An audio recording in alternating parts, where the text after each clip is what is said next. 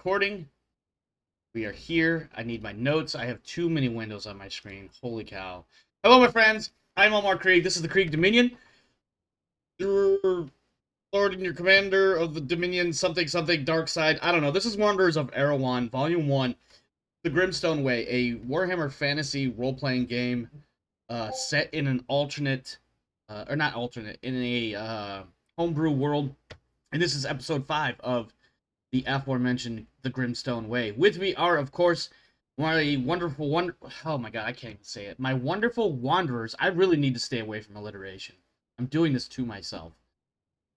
Darius and Alturios, we are not going to take a brief moment to check in with them. I'm going to give them 30 seconds to say things into the void. Only in which case, 30? 30! That's right. Ready? Hold on. I need a solid number. Budget. Hold on. 5, 4, 3, 2, 1. 30 seconds, go.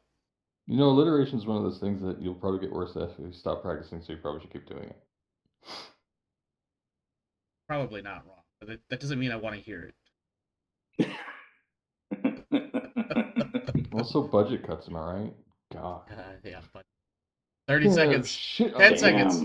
Well, it's only the two of you. I don't have a third player or 4 or 5 players. Battletech would be really nice right about the end of this. Hey, look at that. We're right on 30 seconds right there. So, previously on the Grimstone Way, our journey through the Rockhold Mountains along the Grimstone Way continues. In the last few days, we have endured maddening weather, an orc shaman, restless and restful nights both. Now, as the evening of the 6th day approaches, we return to our heroes and see what they are about next. Also, thank you for that resub, Darius. I appreciate you putting money in my pocket. I just wish it would come faster and, frankly, larger piles of it. But that's not important right now. Actually, that was kind of a backhanded way to say thanks. I apologize. Before we get going... Sorry, go ahead. I just said you're welcome. Okay. Before we get going too far, Malthanric, you recently had a short-term goal of acquiring a Lore of Shadows spell for your spell book. Your Gamemaster, as benevolent as he may ever have been, as well as generous, has provided one for you through the demise of an orc shaman. You now need a new goal. What do you have in mind, sir? To become a full-fledged wizard. Ooh. And not just an apprentice. Ooh, okay. You think you can do it in the next couple of episodes? No. Okay. We'll see. Wizard... It kind of depends on how much XP you give us, doesn't it? To a point, but you have to meet... I mean, yes, obviously you need XP to do these things. You also need to put those experience points into specific areas at specific numbers. And I have mostly done that. Okay. There you go.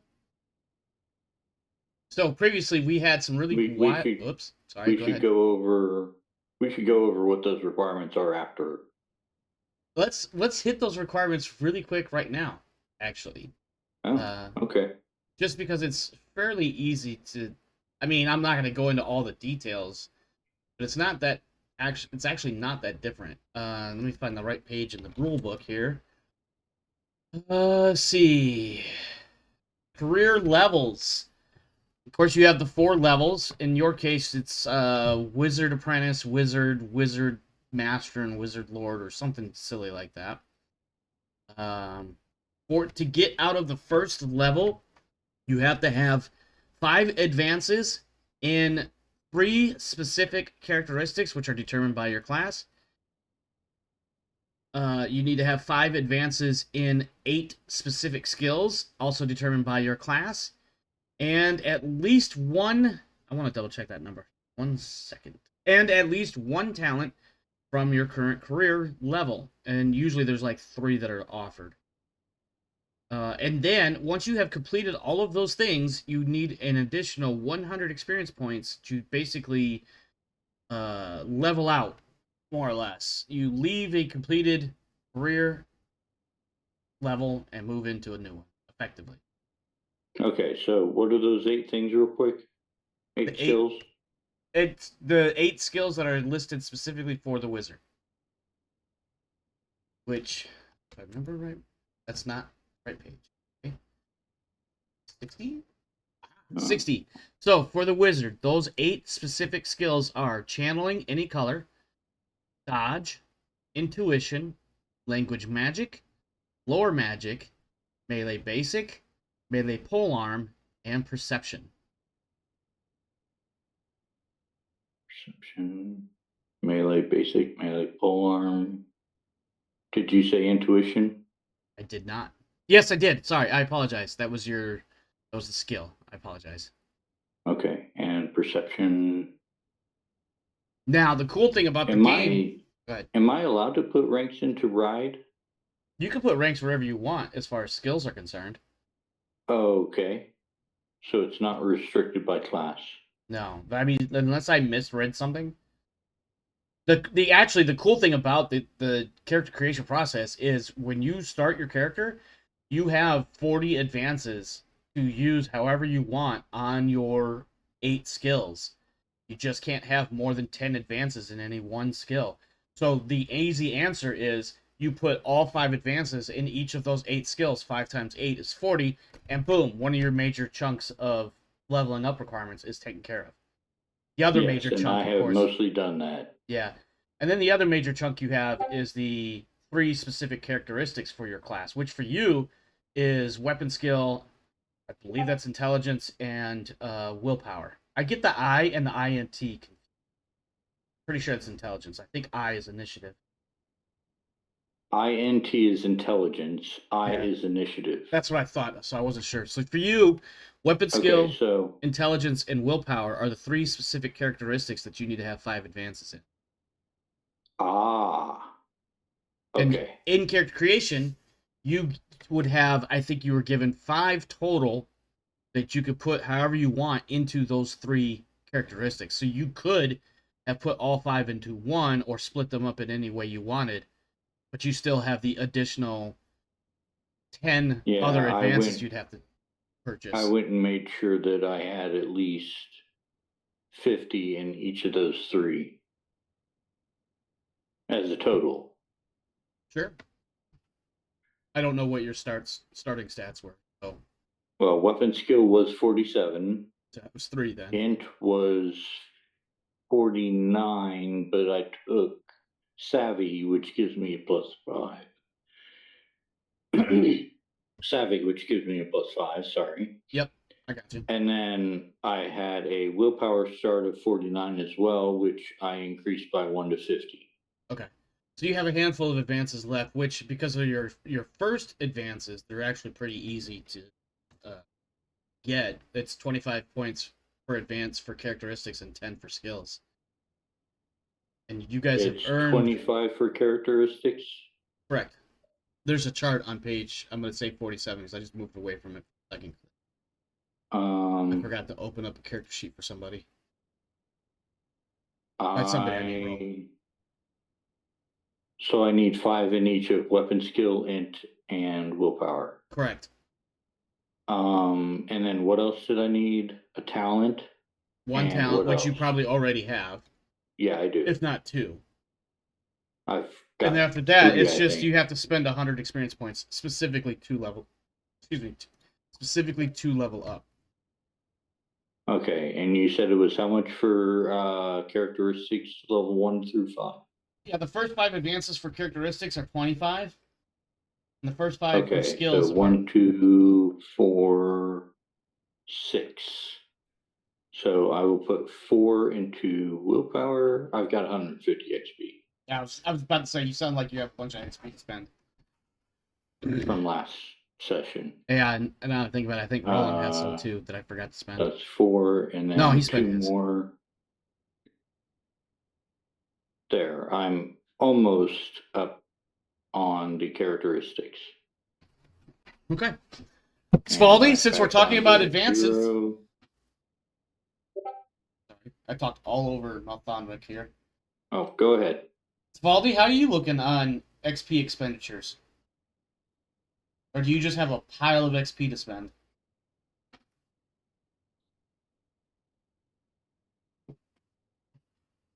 Alturios? I was muted because I was talking about. My bad. I have a pile of XP, kind of like Icarus does. I got Icarus's fucking intelligence up as high as it'll go, and now it's just kind of like, Now you're just like, I don't know what else to do with my money. myself, maybe more toughness bonuses. You always spend it. Well, the cool thing on the Explorator is you can spend it on things like mechadendrites.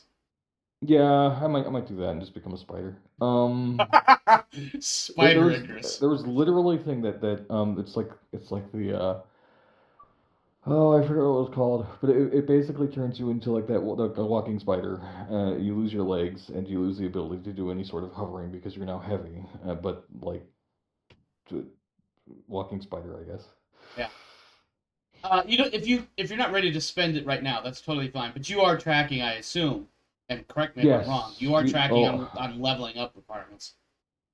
Yes. I I don't think remember I what page your outlaw was on, but I can reiterate your specific skills and characteristics if you give me a second to find it. Athletics, consume alcohol, cool, endurance, gamble, intimidate, melee, outdoor survival. Yeah, that sounds right. Yeah, And then athletics, consume alcohol, cool, you need to be endurance, at gamble, 8 intimidate, melee, advances, you basic. said? Yeah, you just said that. I just reiterated. What'd you say? Sorry.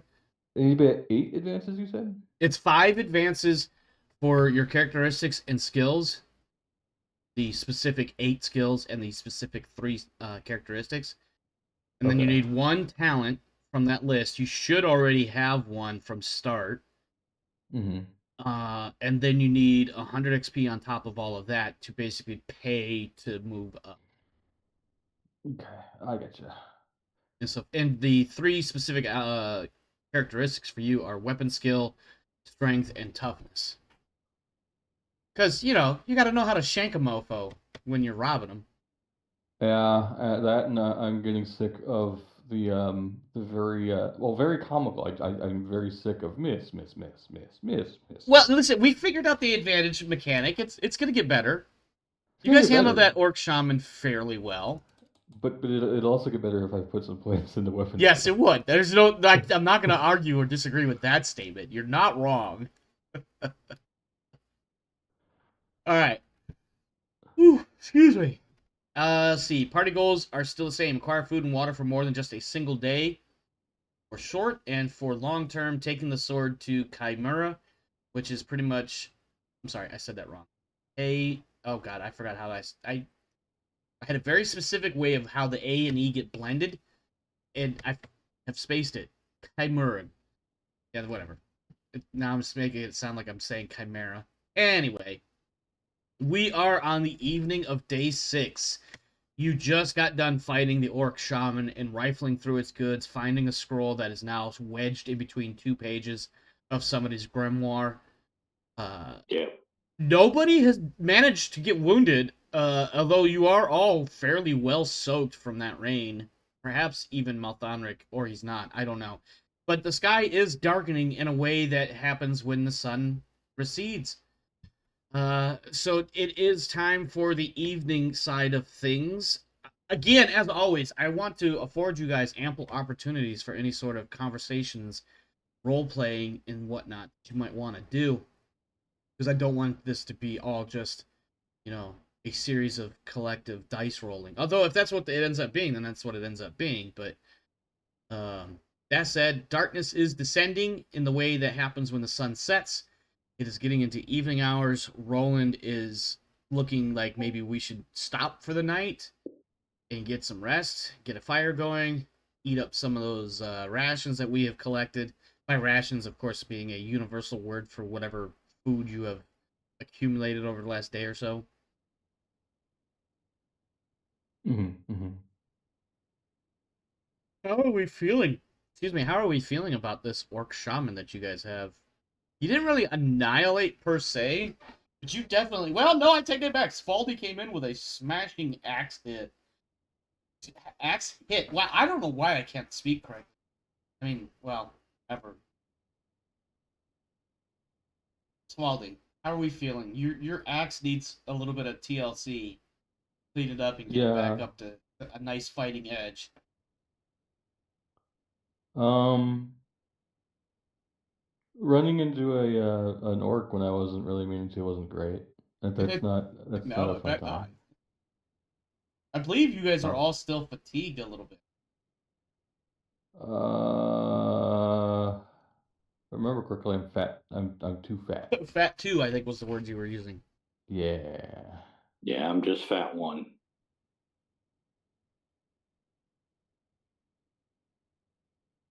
So Yeah, go ahead. Sorry. we're kind of tired. Yeah, that's certainly a way to look at it. Uh, Roland kind of does one of those things where he gets like to the edge of the road and he's just like, "Yeah, gonna go about 100 feet that way. Are we doing a fire tonight? I feel like we should do a fire tonight. I am so fucking beat." If we can find shelter, we'll do a fire tonight. Okay. Yeah, it shouldn't be that hard to find like a little semi-secluded depression sort of thing, so that you guys can have your little fire. Um, with that said, go ahead and give me that evening weather roll. Somebody, anybody, and then we'll talk about what happens tonight, if anything at all.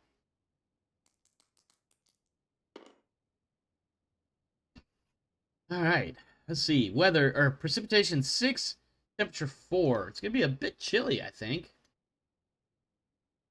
Let's see. Where is my weather stuff? A little bit further. A little bit further down. A little bit further down. A little bit. There it is. Okay. Precipitation 6.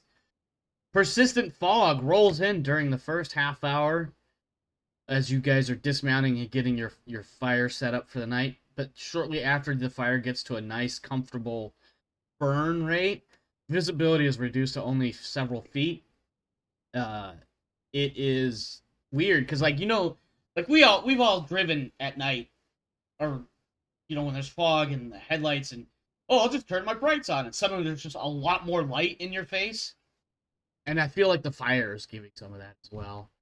Temperature wise, temperature roll of 4. It's cold, unpleasantly cold. Rest is difficult, but you have a fire, so it's not horrible. You do have fairly, you found a spot that's kind of dry, laying down in the wet ground. Oh my god, why am I yawning so much? Finding a spot on the ground that isn't totally soaked isn't difficult. Got the fire to kind of keep you warm. Let's talk about who's on guard first. You can do first I one. will. This one. Okay. Oh, you can. Okay. Paging back up to where we are. There we are. Okay. Give me that endurance roll, sir. And remember, with fatigue, it's a -10 per level.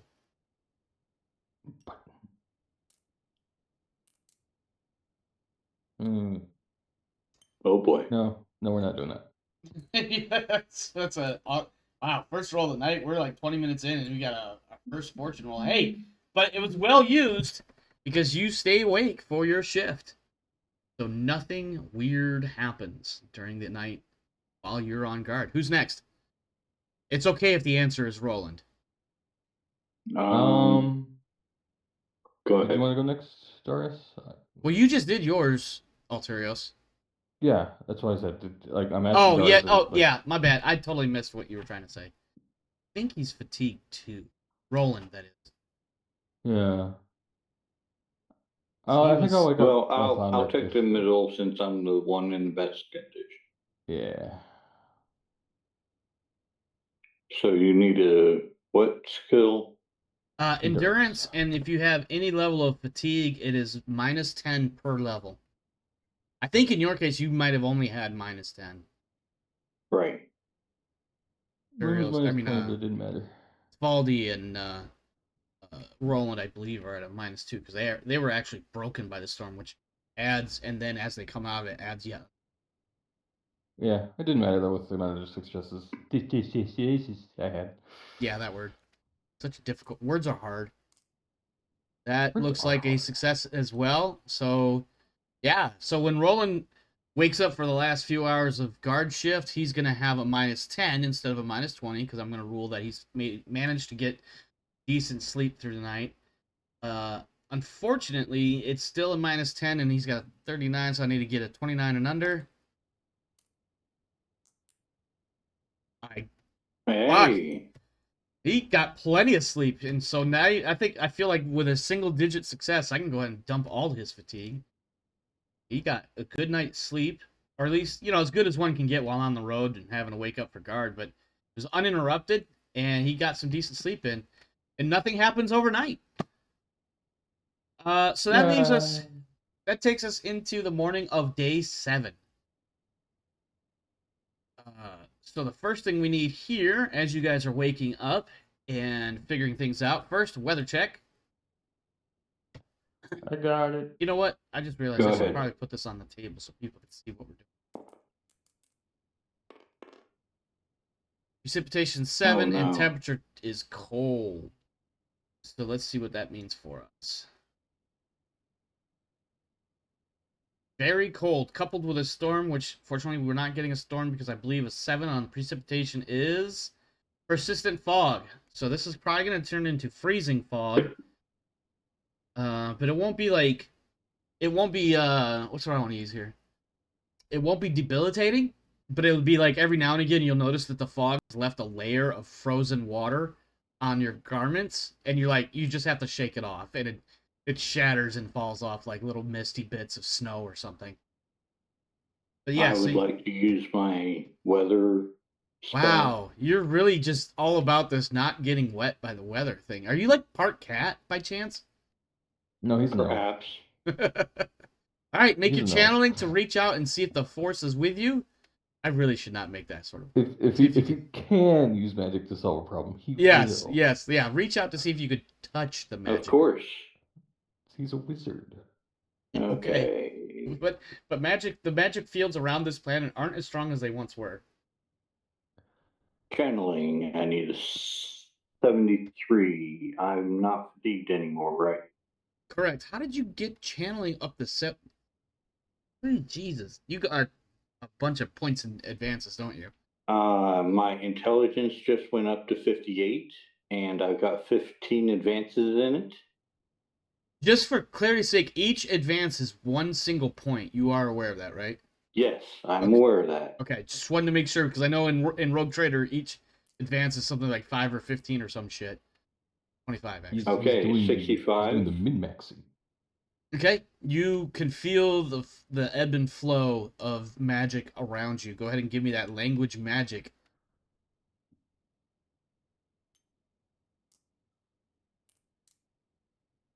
That looks like a success. Yep. Yeah, because you just said your intelligence is 58, and language is based on. Yeah, Yep. you spend the first few hours. Total of 68. So that's what, 1. I don't remember what the specific time. Oh, I've got it written down here. Scroll down to it. Toughness plus toughness bonus in hours. Okay. So Yeah, it was like 3 hours or something like that, wasn't it? Or 3, yes, 3 hours. Okay. All right. So that's taken care of. The next thing we need is everybody needs to make athletics, unless you're going to be a chump and ride a horse. I will be a chump and ride a horse. Yep. So then, in that case, because I need. That's the nobility thing to do. Yeah. I believe that's what is it, animal handling or something like that. Uh-oh. Right. Yeah. Are you spending your one and only fortune point on that? I doubt it, but I have to ask. No. Okay. What was the target number? 51. Oh, I just did. And here, 1. And it was a 52, so that's 3. No, 51. Yeah, sorry. 3 degrees of success, or failure, rather. Wow, Alturios, you are just all over the board. You're spending a fortune, aren't you? Yeah, it's worse. Wow, what was your target number? 40. 40, so that's 5.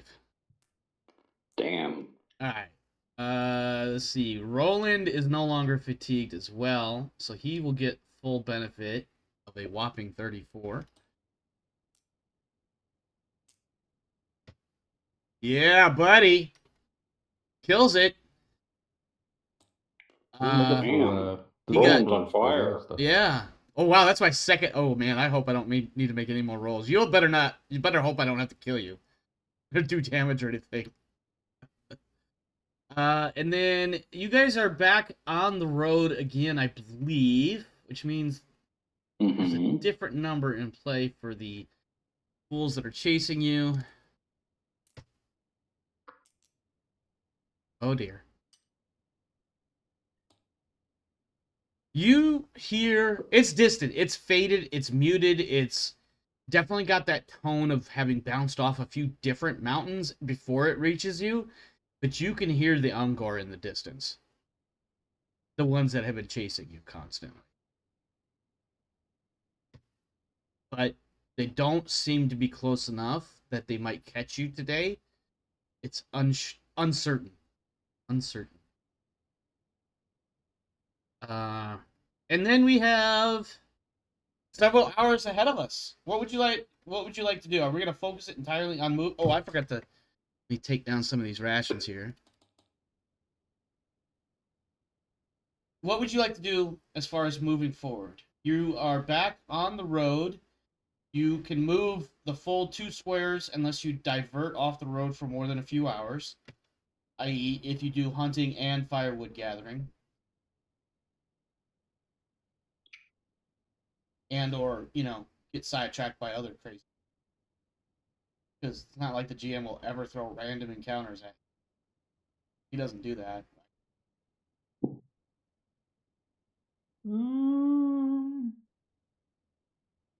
I will argue that you have at least enough firewood for one more fire, at the least. You have enough food for one more day. You don't have to go looking for food and firewood today if you don't want to. But you do know that you only have about enough to get through today and maybe enough for breakfast.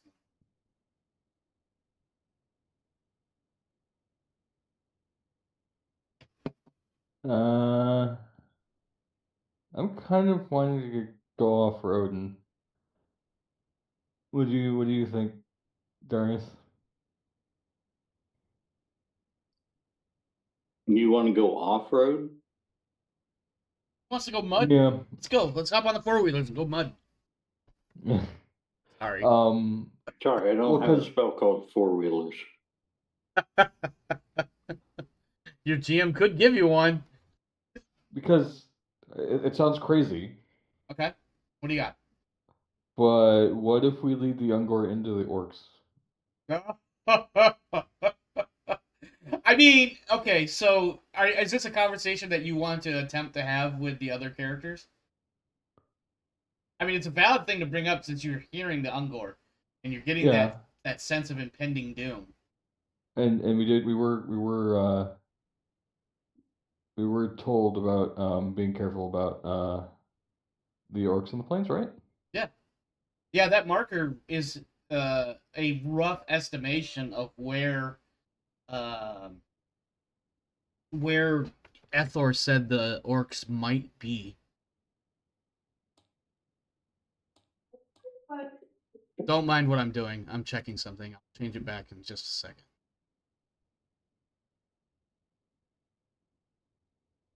Viewers might be getting a nice little sneak peek. But I just want to double check something.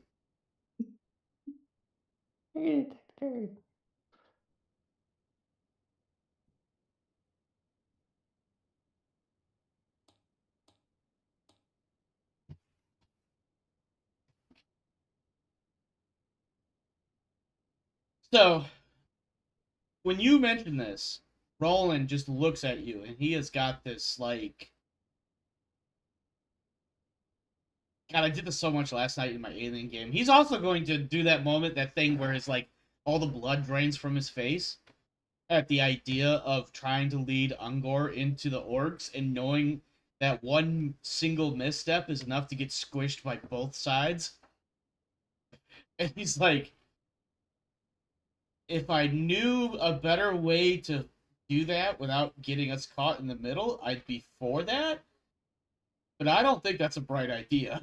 And he looks at Malthanric and he's like, he doesn't say this, but he's got that look of, please talk him out of this ridiculous idea. I want to point Well, out, as the GM, this is not the GM trying to take you away from this idea. I'm just throwing out what Roland would probably say. well, guys, I would be against it, but I've got a horse. The Mhm. horse that you could leave us on. That was Roland. Again. Yeah, that's the problem. I mean, yes, that's definitely a problem. I mean, not so much for you, because you'll be on the horse running away. At least until you take an orc spear and Ungor bolt to the back.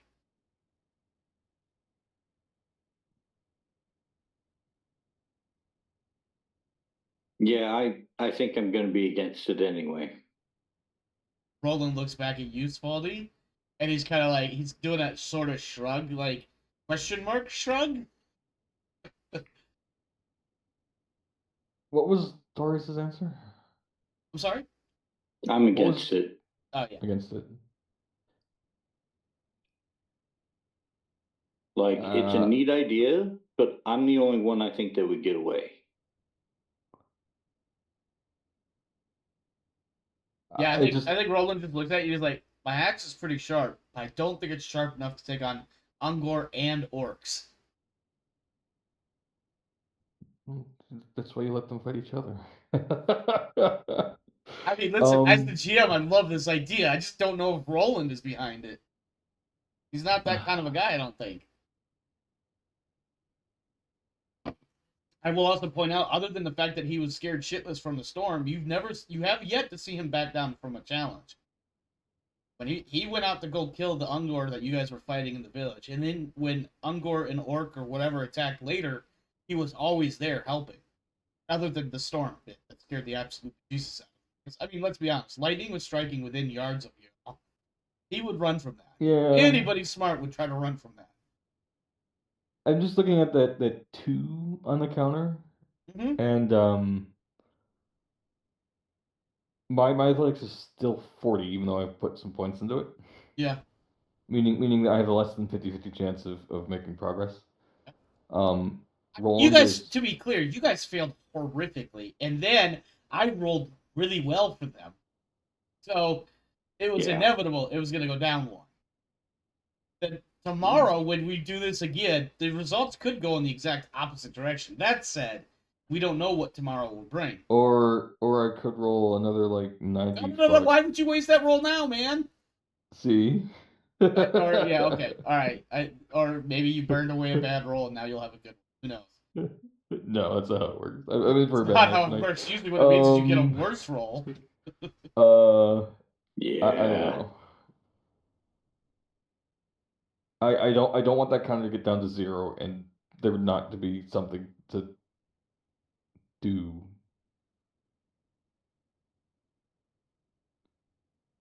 Now, is this a conversation you guys are having as you're moving down the road?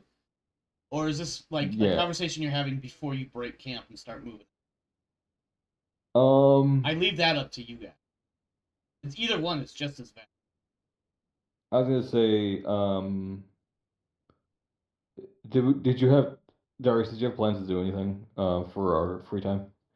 Like for I hunting or wood? mean, hunting would be nice since we currently Okay. don't have it pouring rain.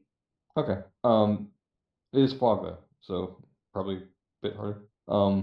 So set traps. True. I'm just saying that we should probably have this for administrative purposes before we're leaving. Okay. Yeah. Um, But we can have it like while we're going around setting traps and checking traps.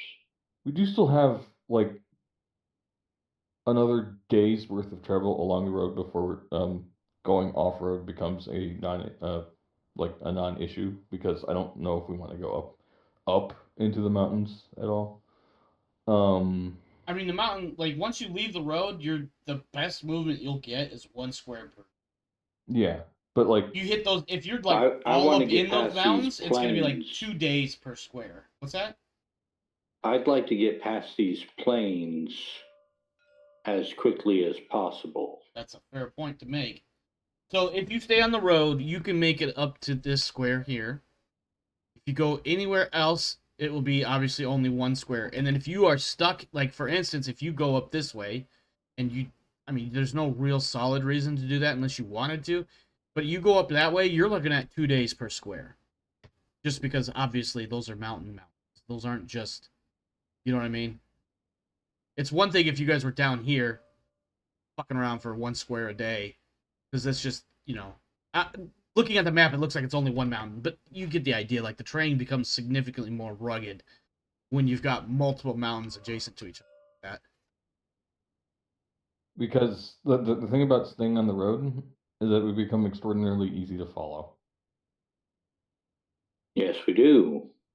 You can also make a lot of ground. That's that's the risk reward, right?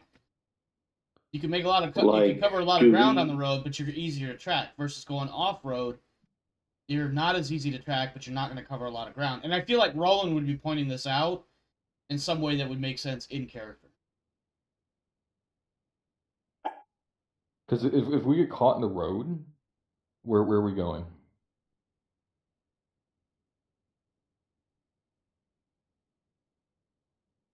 I just want you to imagine as you ask that question. On the road, we go up into the foothills of the mountain. I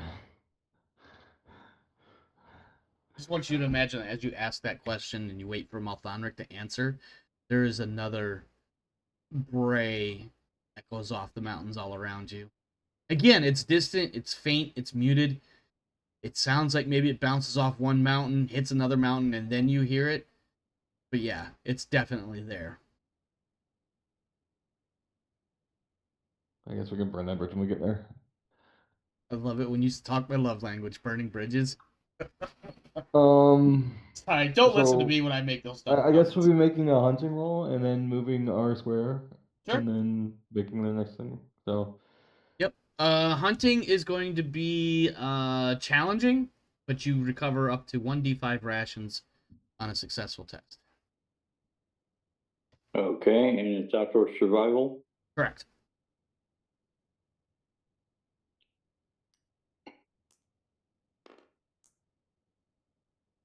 $31. What do you got for outdoor survival, Darius?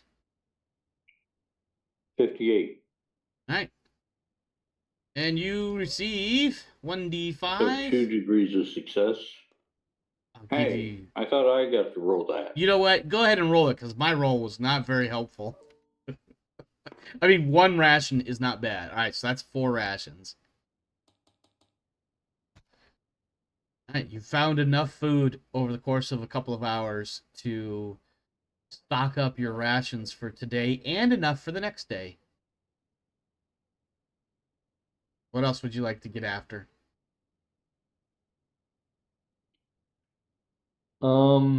If we stop for wood, we'll be taking away travel time, won't we? Essentially, yeah. You have enough wood for fire tonight and through the night, and your first breakfast fire. Let's keep moving while we can then. Yeah. Okay. You gonna move through the full day's 2 squares? Yep. Sure. Get you guys up here. Your I just need one moment because I had an encounter planned for this day, but I needed based on your current movement. That encounter doesn't make as much sense. So let's go see what the next day's was, and I'll flip flop. Actually, that works out really, really well. As you are progressing through the day, you come upon frankly, it's a rather grisly scene of what looks like violence and combat between 2 separate groups. If you would like to investigate, it will be no, perception is a characteristic, is it? No, perception is a skill. It will be a perception test. Intuition is a characteristic. Intuition is a skill. Initiative. Initiative. Intuition and or perception, which are both skills, can be used to try to suss things out. It will take you roughly an hour. Well, if the three of you do it as a group, I will say it will take no more than an hour to rummage through everything and try to piece together what's happened here, plus find if there's any loot to be had here. Okay, do we make a teamwork test or somehow, or is it all individual tests and then we You know what? I'll add take up the You could do. degrees? We could sum it up into one roll. One person makes the roll. Somebody with advances in the skill can be assisting. Or did I get that backwards? I feel like I got that backwards. I have advances in both perception and intuition. And so does Roland. He has advances in perception because that's one of his 8 required skills. So Roland And would I have definitely. a total of 60. All right. If I remember right, assistance gives you a plus 10 to that. Let me double check that. I feel like that's right, but let's just make What sure. about you? Neither of those are advanced. They're just at like 40. Oh, there are 40? I'm at 40. Yeah. Not even perception? No, they're both at 4. Because they both they're off the same intuition. Or If we Intelligence? both boosted you, you would still only be at 60. I'm at 60 natively. just do yours then. So I'll be at 70 with the bonus. Yeah. It is a plus 10 to the test. Right, that's why I So- said 70. No, yeah, I was clarifying because I just looked it up because I couldn't remember. So yeah, whatever your number was plus 10, go ahead and make that roll. And then based on the degrees of success levels, whatever this game calls it. 3 success levels. So what you find is this, and you're able to put this stuff together. It looks like yesterday, before that massive storm that came through and spooked everybody but the elf, a small group of orc or goblin scouts encountered a traveling band of humans. Neither group was particularly large, probably about 5 or 6 each, but the fighting was quite brutal. There are dismembered men and one orc that was absolutely killed clearly by a decapitation. Which is incredible, considering orcs and their tough-to-kill trait that they have. It's I forget what it's called, but like the orcs don't normally die; they just run away and lick their wounds, basically. The orcs belong to a local tribe, presumably, based on the information that Ethor gave you. Now, I don't know if Ethor gave you any. I don't remember him giving you Jesus Christ. I don't remember Ethor giving you information regarding like tribe logos or anything like that. But it's a safe bet that these orcs are probably local to this area. And there's reason for you to think that, because Ethor said, hey, there's orcs here. You ran into an orc yourself yesterday, and now you're finding dead orc body parts. It's even possible to extrapolate that orc shaman might have been part of this group initially. Not that you have anything. Were they wearing any like similar You know what? Yeah, I think the shaman that you ran into and the orcs that you find here, their clothing patterns, not anything specific. We're not talking like tartans with the same color or anything like that. Mm-hmm. But some of the styling or the source materials were the same. So like the same ruddy brown wolf, sort of skins and things of that nature. One or two of the orcs here have a similar tribal brand that you may have seen on the shaman before you caved in its chest. That sort of thing. Okay. Which is actually another thing you notice, that of those orcs that you find here, only 1 or 2 of them have a sort of brand of any sort, like a branding on the side of like a shoulder or something like that. The rest appear to be quite young. The orcish equivalent of 13 or 15 years old. This is probably some sort of trial or rite of passage, these orcs going out and doing the things that they were doing. Scattered amongst the remains is a single weapon. I'm going to not describe this weapon only because if any of you all have a weapon that you would like, that you don't already have, perhaps this is it. Otherwise, Roland would like some sort of ranged weapon, which for him is a crossbow. But if you guys I already would have, like some sort of ranged weapon as well, if you which have for magic, me would be, yeah, but it I, doesn't always work well. I can't help you on that one. But Roland not having a crossbow will never have a crossbow. Listen, I'm not Okay, going to argue. he I can have mean, a crossbow. what's that? He can have a crossbow. Okay. Okay. Cool. He'll get a crossbow in a minute, and I'll update his sheet. Um, one of the What's your other ballistic things. skill, by the way? What's that? What's both of their ballistic skills, by the way? Roland's ballistic skill is 46 right What's yours, Darius? 50. 50. now. There is They're one tougher. other. There's two other items that you find. You find some bits of dried meat. They don't look exactly what you would expect them to look like. As I mean, you've seen dried meat before, right? Not Mhm. literally you. You may have, but these particular strips of dried meat don't look quite like the types of dried meat that you expect to find people out in the wild. So it is raising questions in your own mind. Secondly, or even lastly, um, there are some bone pieces that have etchings on them. These were not bones belonging to, these were not the bones of the people that are dead here. These were bone etchings that they carried as tokens. Perhaps, maybe religious items or keepsakes or what. Hmm.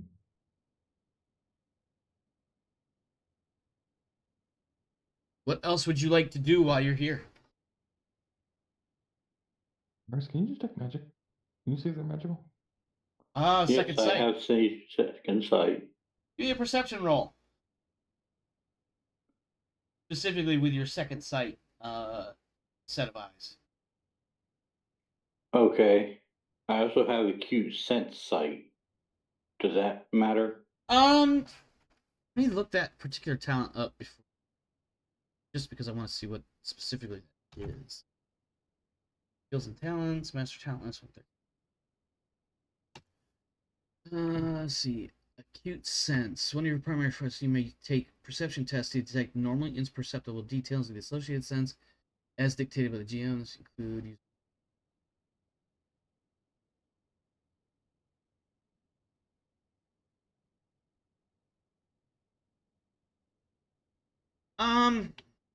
I think in this case,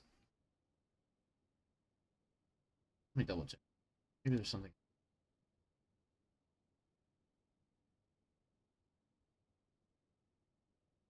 What page is acute sense sight on? 130. Oops, wrong. PDF 132.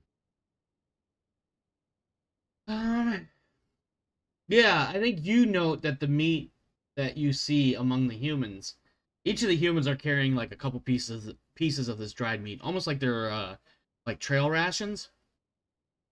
But you notice that not only does it seem a little bit like the coloring seems a little bit off, and not in a it's going bad sort of way. Just the coloring is, it's the simplest way to explain it. If you are expecting a brown color, it's a red brown. You notice that this meat is not probably not from any animal that you would recognize. Okay. And then Well, I your just got a 16 on oh my wow. perception. Okay.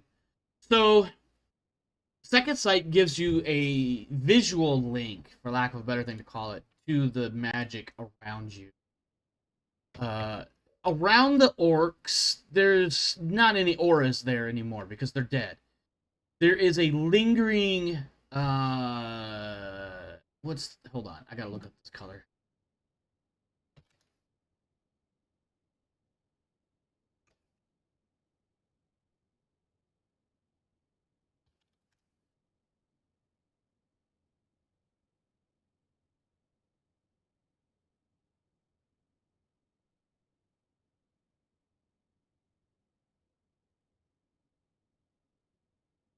Ah yes, amber. Uh you around the orcs there is a very much fading, dying away tendrils of amber, orange brownish, lingering, we'll say drips of the wind gur, which is the lore of beasts. I think you would recognize at least what the lore is, or the school of magic, so to speak, if not Uh-huh. necessarily practice it. Around the humans, and this is weird, in your experience, humans always have some sort of connection to one or other, in some very rare cases, multiple lores, including even like some really dark shit, uh, indicating usually some sort of witchery or necromancy or perhaps even chaos. What's really weird here, though, nothing. Absolutely nothing. And there's only one reason that you know of for that. Maybe. You're going to need some sort of lore. What kind of lore skills do you have? Let me ask you that question. I have lore magic. Okay. You know what? Maybe as your two counterparts continue rifling through people's pockets and looking for stuff, maybe you're looking through your grimoire and looking at some of your notes and things that you've picked up along the way in life. Make me that lore magic at a -20. Ouch. If you nail it, you'll know why there's no aura around them. Nope, that does not look like it's gonna hit.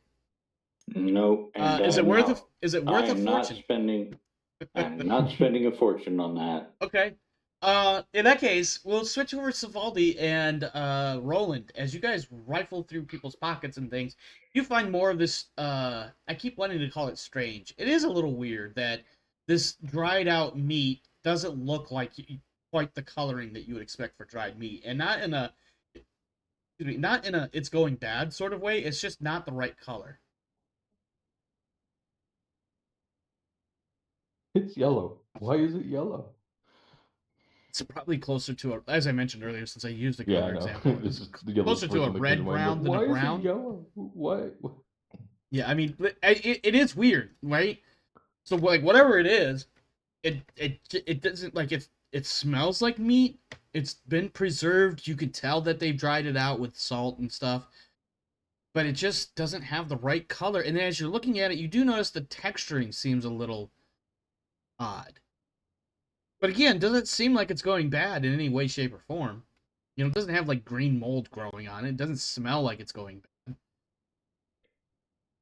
If we were hurting for rations more, I'd not care. But at this point, since we have enough. You've definitely got like just over 2 days worth of. Yeah, since we have the food stores, I'm not risking it being something. Okay. And then of course there are the little bone trinket thingies. Unless, you know, unless Roland looks like he's just about to put it in his mouth or something. Yeah, no, Roland's looking at it and he's like, this doesn't look right. And yeah, I think he actually overhears your out loud spoken thought of, we have plenty of food. I don't need this. It's weird. It's giving me the weird vibes. I don't want it. You know, it's like when you open up a jar of something and you're like, ooh, that looks fine, but something's not right, and I can't put my sniff at it. Every time you open up a can of canned corned beef, yes, smells like cat food. Yes, it even looks kind of like wet cat food dried out. And it's kind of like, oh no. But then you're like, no, it's fine. It's fine. It was not fine. Yeah, except this stuff is, I don't know. It's weird. It's difficult to tell. There are some weird scribblings. Not scribblings. They're definitely etchings. As you look at, if you want to look at the bones, there are scratches on them, and they're not like scratches from injuries sustained, or if you want to investigate those, you don't have to. So these are just like bone definitely. like effigies or trinkets that we're wearing that are carved. Yeah, they're little like tokens, or I mean, they'd be kind of in the same vein of like if you put on a necklace, it might be some sort of religious or some sort of ideology symbol. Mm-hmm. But you're not, at first glance, you're not really sure what this is without taking a harder look, i.e., making a roll. You may not even have. I'll make a roll. Okay. Do you have any lore, like religion or anything along those lines? I'm an outlaw. No. Actually, War let me stuff. see what does Roland have. I don't think he's got much either. He does have an evaluate. It doesn't really.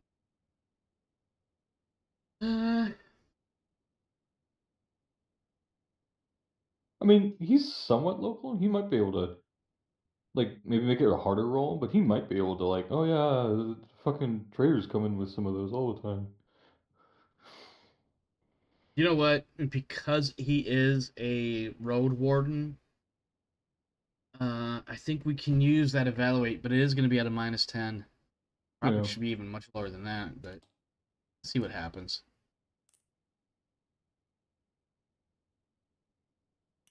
He's got a fortune or two I can use, so let's use one of those. No. Did I? Nope, I went up just like you guys. So, just for the record, it works against me as well. He looks at him and he's like, "Nope, don't know what those are. Does look like something somebody religious might wear, but I don't know why it would be on bone. But then again, who knows? It's a weird world out there." I mean, the orcs are run by shamans, right? Yes, but the problem is these orcs, or excuse me, these bone pieces with scratches on them, and by scratches I mean etches, are in the pockets of the humans. It's not the orcs that have these. Oh. I was talking to Roland, by the way. Yes, and Roland answered you. He's like, yeah, no, I Okay. found all these bone chips in the humans and not in the orcs. The orcs, they have teeth. Am I saying that right? He looks at Svaldi. He's like, it's teeth, right? With an F, just in case that's not clearly enunciated. Yeah. I don't necessarily go expressly showing it off, but I am missing a tooth near the front of my mouth, so it can make enunciation difficult depending on what the letter is. But yeah. Speaking of teeth, I don't know why I said that. It's, give me 1d5 -2, 1d5, and 1d10 times 2 rolls. Yeah, that was a lot. So, first 1d5 -2? Correct. That's the first one. Okay, so that's 5 7. -2 is that's 3. So remember that number. Give me another. What? Huh? Oh, a d5. Yeah. Yep. Give me another d5. Go ahead, Alturios.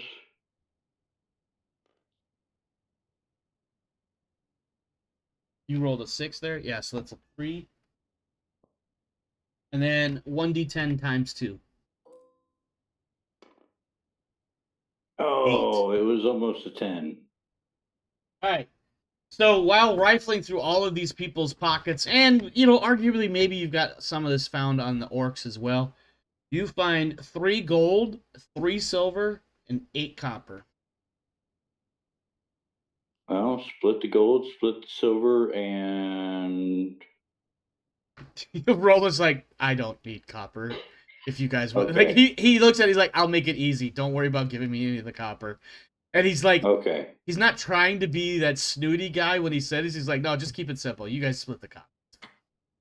I won't Okay. argue about copper coins here. But so he just gained one and one. 1 gold, 1 silver, and 4 copper. Yep. All right. And then the only other thing, I'm just wanting to double check stuff. Nope, that's it actually. So Roland needs the 1d5 for crossbow bolts. Yep. It's 2.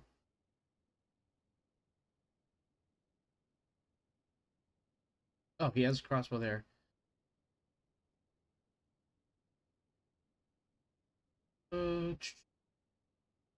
Bolts.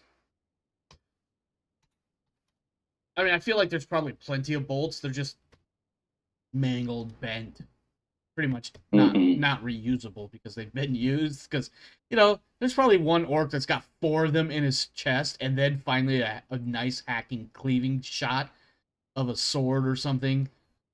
All the weapons here are pretty much deteriorated to useless, except for this one crossbow that's really fucking muddy. Oh, that was what the other thing I was going to note. One of the things you noticed initially, and what makes you believe this happened before the storm, is that there isn't a whole lot of blood like pooled up anywhere. It's all been washed away because of the rainstorm or the storm that hit y'all. Beyond that, you guys continue on through the rest of the day, moving away from this interesting sight, this disturbing sight. Unless you want to take the time to, bury the dead. There's nothing else there. Yeah, unless you want to bury the dead or watch the birds light come them in. on fire. Ah, yes, there you go. That might be difficult, but you can do it. You do have a flask of oil left. It will use up the last of your oil because I'm assuming you've been using it when the weather is particularly difficult. Why? I've got magic flame. All right, well, you know what? Make your magic flame roll. Let's go. Reach out and see if the magic winds can slap you in the face. I'm gonna laugh when they don't. Damn it, I think they did. Yep, you have a connection. Go ahead and cast your... speak your languages. Uh-oh. Nope. You got a misspelling somewhere in there. I'm sorry. As soon as I said misspelling, I know what you did wrong. You didn't use a semicolon. That's a coding reference for those that don't know. Yeah. You forgot the semicolon at the end of one of your lines. Got it. Okay. The oil and matches it is. Yep. You accidentally spoke the Greek comma, which looks exactly like a semicolon. Is it a Greek comma or a Greek I? It's one of the two, where it looks exactly like a semicolon, and you can put it in people's code, and it'll just be like, oh, it's why won't my code work? Yeah. All right, so the oil, unfortunately, the oil is gone, so whoever has that on their character sheet, that flask of oil is gone. Roland does not have it. I don't think I have it. Did you have it? I wasn't keeping track of it. I just kind of because it was a group thing, just like... That's fine. No more oil. We can okay, move on from that. There's no oil on our sheets, and there's no oil in our party. Yep, as it turns out, these statements are true now. Keeping You're going to keep the flask. So. That's fair. That's fair. Hey, I mean, rinse it out. You can put all kinds of stuff in there. You don't want to do the adventure game thing where you eat the bottle with whatever you're drinking? What? No. You like in adventure games when you have a potion, you're not left with an empty bottle. You just drink the potion. Oh, yeah. I don't know. Some games I've played that you do get left with the empty vessel. Yeah, the good ones. Yeah, the good ones. Yes, absolutely. Like, wow, where'd this empty bottle come from? Oh, yeah, that's right. I drank all this stuff inside it. Oh, cool. That means I get to use it again because every recipe needs one bottle. Yep. Okay, yeah. You give me some weather rolls for your evening because I totally didn't do that for the noontime. Oh, yeah. Okay. I think it's my turn to roll now. Sure. Go for it. You're already over there. All right. 7 precipitation and 7 temperature. It looks like it's going to be some more fog. If I remember right. And 7 for the temperature. I thought 7 was clear. 7 is warm. 7 is... Yeah, 6 and 7 are persistent fog. And then 7 is warm. So probably that's why you have fog that just lingers all day, as it's remained fairly warm for this season, and with a high moisture content, it just becomes warm again. I'm sorry, foggy again. That said, excuse me. Is it a thick enough fog that we're getting wet? No, not really. Okay. It's just a persistent fog. You know, like a persistent cough that never goes away but doesn't cough anything up. Probably a really bad analogy, but you get the idea. All right, give me your evening rolls. Because I imagine you're going to stop for the night and set up a fire and eat some of your food and rest for the night. So we need... my brain is not working right. Okay, here we go. Endurance. I'm assuming we're having a fire. Yeah, as long Alright. as we can find a suitable place for one. I think we can argue that you can find one not far from the road. Give me who's on guard first tonight? Actually, would it with the heat? Would it be warm enough without a fire? I would say so, yes. The problem is you make that morning roll and it might be a disturbingly cold morning. You Yeah. could do it. You could do it. But you are in the mountains, which is part of the reason why your weather is kind of erratic. If I waited for like a later like either the mid or last watch, could I light it then just so we're Yeah, you could do that if you want. because with the fog, if we leave out the fire, we might be able to have a bonus to not being spotted. I see where you're going with this. Yes, I have a note in here. Let me read it to you, and then you can use that information to determine whether or not you have a fire tonight. If the fire is intentionally left unlit for the night, i.e., you don't choose a fire, there is an endurance penalty at -10, but any checks to spot incoming threats is at a +20 because your eyes are adjusted to the dark without the fire encumbering them. So there's a trade-off. Mm-hmm. Up to you. Otherwise, I'll go ahead and light the fire. I think we can leave it off for the first couple shifts. Means the first two guards will be endurance -10, but if anything's coming, you'll have a +20 to spot it before it can do casting damage. Yep, Okay, who's on guard first? I am. All right, give me that endurance -10. Fail it. Fail it so hard. Don't listen to me. Don't listen. Ooh. Is that a fail? Yeah, that's a fail. Okay, you 3 fall asleep. degrees. How many degrees? I think 3.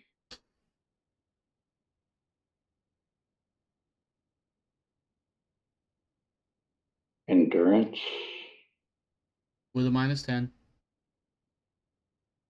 Oh, so 4 degrees. Okay. All right, who's up next? Or is it Roland? Or is it Svaldi? Roland. Okay. Let's see what. How do you spell Svaldi? Svaldi. Sorry. It's 39, but it's gonna be a 29 with the no flames. Oh, that is bad. But hey, he gets a +20 on this roll.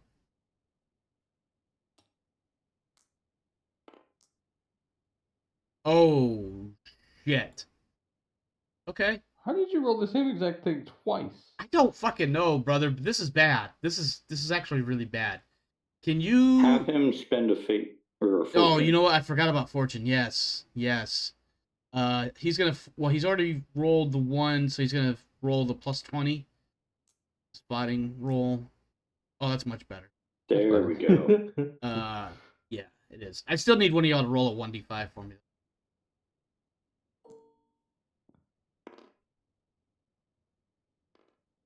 One. Okay. You get. All right, one of y'all roll me 1d5 again. Your turn. You guys.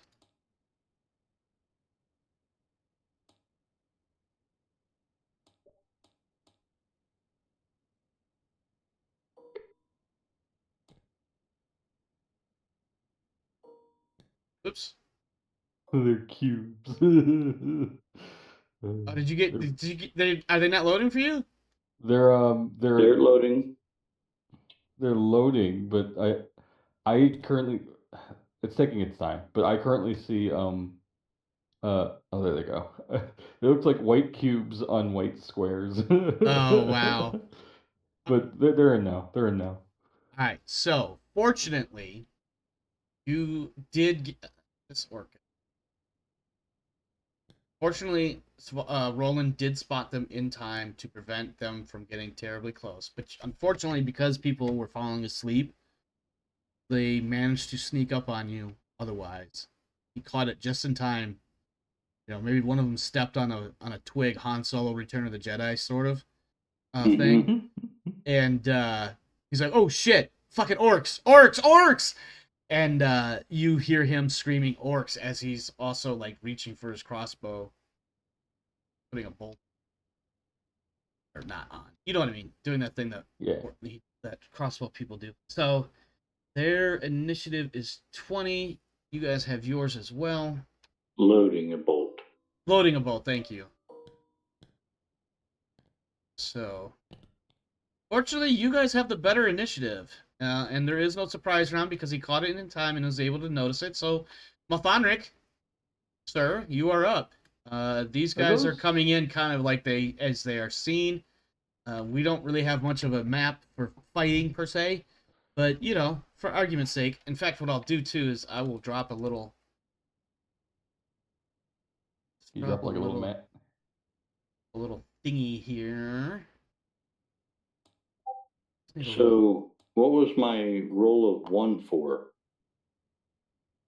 To see which possible encounter you pulled. And then the second roll was for how many. That red block was for me to remember which square you guys were in on the big movement map. Oh, okay. Nothing more. Because I imagine, in fact, just for simplicity's sake, we can move the battle down here. There you go. These guys are coming at you more or less as they are 2 by 2. Malthanric? How accurate is their loadout to what is being depicted by the models?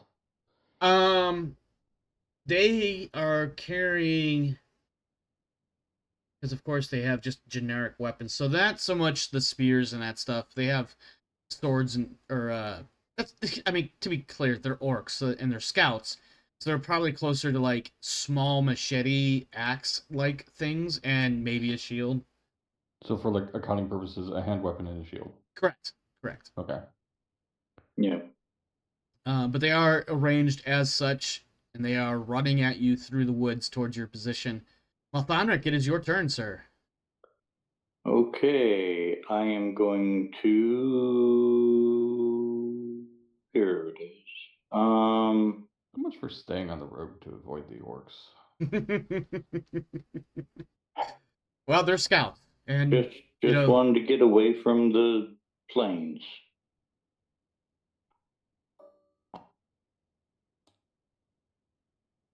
Dirt. I believe the orc was originally put up somewhere area representing where the orcs are. Yeah, I'm gonna go for dart. Okay. Reach out and touch the magic powers of the Word of Blake, ATT rather. God damn it, you know what I'm trying to say. Alright, yeah, you have a solid connection of magical energy getting ready to flow right through you and into your target, depending on how well you can speak that language. Can I get a bonus? Unfortunately, no. Being able to connect for that doesn't... 9? I hear your argument, and perhaps moving forward after this show or series, volume, whatever is complete, consider it, but that is a 61, I believe. No, that's 60. A straight 60. What was your target number for darting them? Let me double check or just telling you. Because I think it's a 68. Yep, 68. Suddenly I can't remember. Petty magic. Specific spell thing is for that. Nope, not CN, 0. Let's see. Hurt. Magic missile damage of 0. Magic missile does spells listed damage plus willpower bonus. Success level of the magic test added to the spell's damage. Unfortunately, you had a skill level or success level of 1. Technically 0, but we'll go with 1. So 1 plus your willpower bonus. 5. So that's 6. And this is reduced by target's toughness and armor, unless Dart specifically says otherwise, and I don't think it does. No. It does not. It's strain that ignores AP. Yep. So that means toughness and armor of these guys is enough to absorb that dart. Unfortunate. White. And then I will try to fall back to the right. Yeah, so you're not exactly on the front line. I hear you. Svaldi, you're up, sir. What would you like to do? Technically, I'm still in the front line here, but Yeah. Svaldi has You can. clear But path. I will argue that it will take you one round's worth of movement to get up to engagement range. Conversely, it will take them one round of movement to get into engagement range. Just FYI. We're doing a kind of abstract distance right now. I still have. You have your bow with a few arrows, I believe. Three arrows. Yeah, so you can use one, or you can run in and hope for a good angle, but you're gonna. I Maybe a great move. I cannot take on 4 orcs in That a is- fight, or the other way. So bow? Is that what I'm hearing? We're shooting it with bow. All right. It's going to be just a challenging ballistic skill test because the range isn't terrible or whatever. 30 versus your score, which is 43. Now, 43. Is that just ballistics or is that your ranged bow, whatever? That's ranged bow. Okay. And your target number would have been 43. Oh, yep, that's right. So, a bow does your damage code will say something like plus SL plus something or something like that. No, bows actually give a flat number. Remember, right? I gotta check that because I never put. Yeah, because the crossbow for Roland is +9, so it's success level plus that number, whatever it is for bow. Where the heck is the weapons?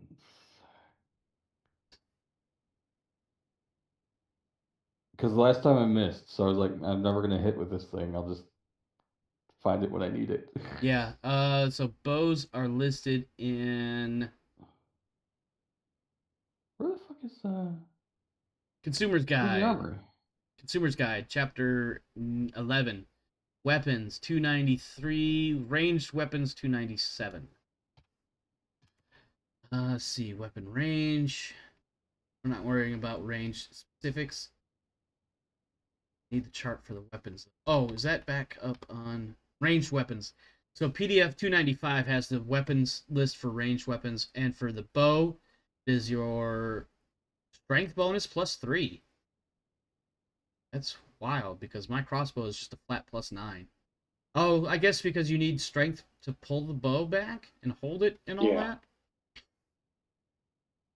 So yeah. So it makes sense. Yeah, it does. It does. I was not expecting all of that. So strength bonus +3 plus success level, which in your case was a 1. Strength bonus is a 4. Okay, so plus 4 3 would be 7 plus 1 8. Yep, you see this arrow. Pick one of these two in the front.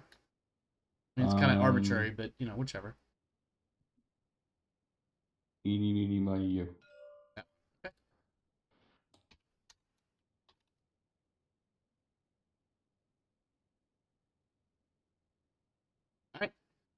All right. Let's see. Now Roland. It's that one shitty arrow I made too. What's that? I like to imagine that one shitty arrow I made. He's like, "Oh, how did you hit me, you asshole?" Because it curved around his shield. Yeah. All right. I am rolling against a 56 to hit this guy. I have 1 fortune remaining. I'm spending my 1 fortune now. Hit him in the face. That is 5 success. Plus the 9 base for the bow, I believe it was. I said it a couple of times. Success. Yep. 9 plus. Yep. Yeah, so 14 points of damage. Actually, he's going to hit the same one you hit, just to make things slightly easier. So 14 damage minus their toughness and armor, added to the damage he's already sustained, is that. And how many wounds does he have altogether? That number. Okay. Could be up to 8. Yeah, he's up to 8 wounds. And then he has so many wounds to work with. Unfortunately, that now takes it to the orcs' turns. Orcs' turn. Holy crap. And I needed to number these guys. So 1,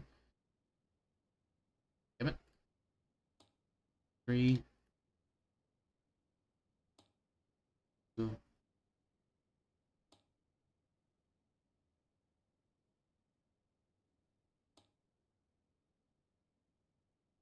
Oops. Oh, damn it. Stop that. 1.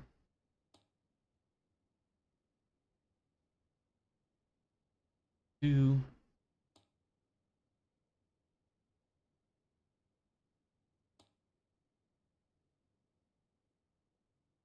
Alright, Orc 1. He is running up on... These guys have such a massive base. Jesus. He's going to run up on... Oh, you know what? I forgot to give you guys... Hang on. Alright. Because you damaged one orc twice and without touching them. Oh, I forgot to... then he should be at 9 health. I or adjusted 9 it. wounds. Okay. Yep, I adjusted it. He is going to run up on you. He's not charging you. He's just closing the distance, and he's swinging on Malthanric. I need a...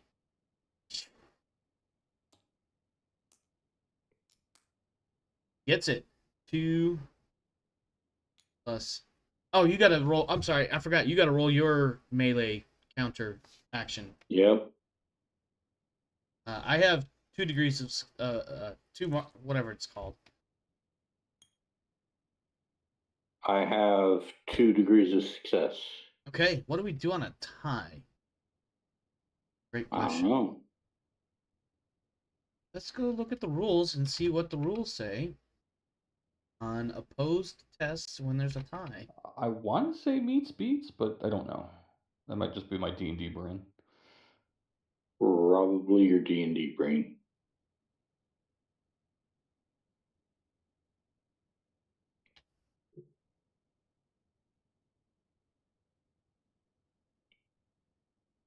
I'm not seeing... Okay. Solving athletic test success levels.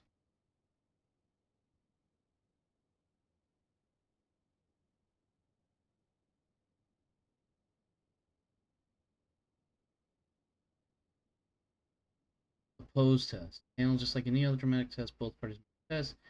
If both participants score the same SL, the party with a higher tested skill or characteristic wins. So what's your melee polearms?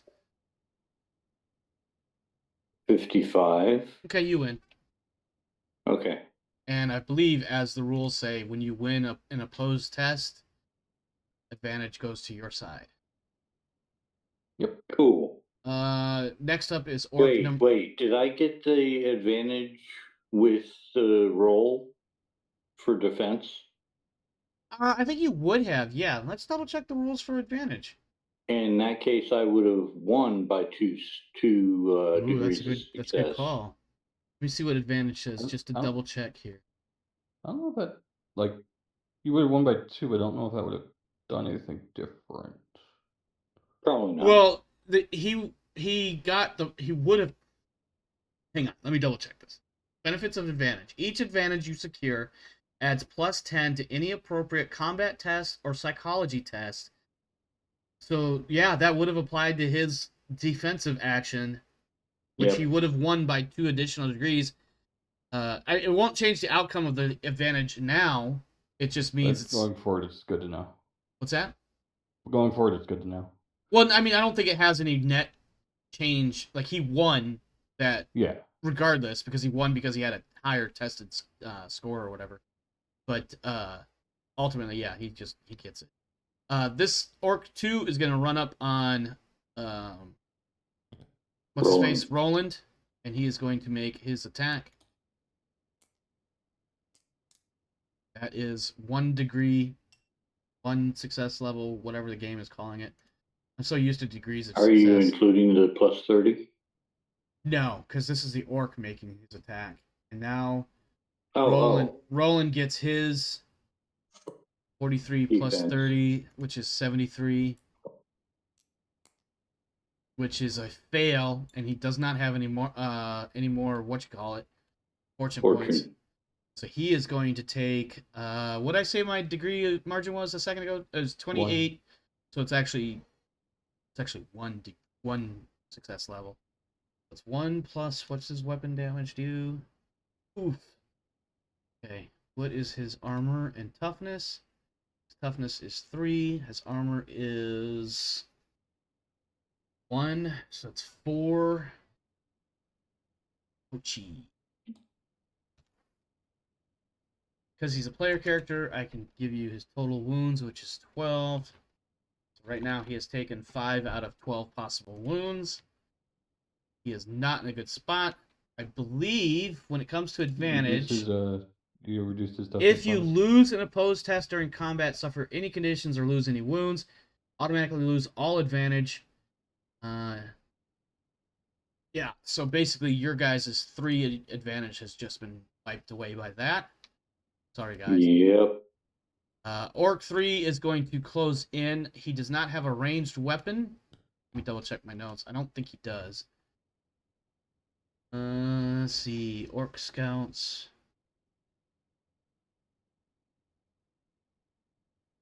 Let's see. That trait, that trait, that trait, that trait, that trait. Nope. Okay. Oh, shit. I just realized he needs to make another roll. Is it? Oh, yeah. Ooh. Ooh, ooh, ooh. That's not a good sign. Sorry. Bear Who with is me a this second. roll for? I'll explain when it applies to you. Oh, fuck me. Alright, so... actually, no, because this will amp up the stress for you guys. So, one of the talents that these orcs have is this thing called Infected. On a damaging attack, God. the target must make an easy +40 endurance test or contract a festering wound. The details for which are on page 187. Roland has just picked up festering wound. Ah, there it is, right there at the top. If you fail after combat with, see, incubation is 1d10 days or instantly if developed from another symptom. Lasting, yeah, he could have problems because I'm gonna have to figure out what exactly that does. That sounds like a post-battle thing. So that orc is gonna move up. Orc 3 is gonna move up and try to get into a position where he can soon get around you guys. I'm going to assume relatively tight quarters because of trees, mountainsides, and all that stuff. So Orc 4 is also kind of scooting around, trying to jockey for a position, and that's going to take us back up to Malthanric, who is currently in engaged range and therefore cannot cast spells outside of touch. Which is fine, because that's a drain spell. Fine. Yeah. Just wanted to throw it out there. Yep. Drain. Although, I will argue this, though, because drain is touch, and we didn't realize this beforehand, he would get at least a dodge in order to avoid your touch as to make the opposed attack. I believe though that 73 is not a good number for you on the reaching out and feeling the force around you. Looking now, it matches, so it's a success. It is a success. So you may cast language magic, and I will cast a test dodge. I believe it's an agility skill.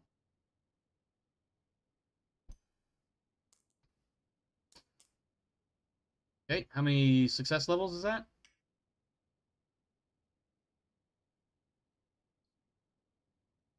One. Okay. I'm gonna go with agility +5 for his dodge. That is 3.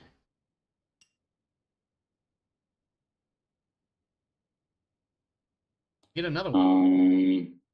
I didn't add the 10, which I should have. But What am I supposed to roll to try to touch him?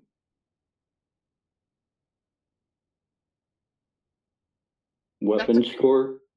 I'm just gonna argue it's your language magic against his dodge. That doesn't make any sense. I mean, do you want to add another roll on top of your? Yeah, I mean, you've got 2 rolls you're already making. I mean, that's really where I was going. Is you could roll some sort of melee combat type thing to make the actual touch, if you really wanted to. Okay. I'll let it go for now, but it just doesn't make sense. I mean, there's definitely an argument to be made that once you cast language, then you probably would make a opposed melee combat roll. Mm-hmm. But he did roll better than. You know what? Actually, you know what? It's fine. If you want to make a melee, it's not your melee polearm. It's your melee basic. No, it'd be melee polearm. You're not trying to touch him with your polearm to drain him. You have to make physical contact with your hand, I believe. Oh, okay. Well, they're both the same thing. That's So, also a thing. 55. If you don't have the advances in polearm, yeah. Oof. No, I'd have missed anyway. Yep. All right. I am up to a plus 10. Now, does that mean I still have the held spell of drain? You know what? I'll argue that. Oh, you know what? Here's a good use of the cool skill. Roll cool for me, and if you succeed, that means you still have it channeled, so to speak. Need a 59. That and I made it. You still have it.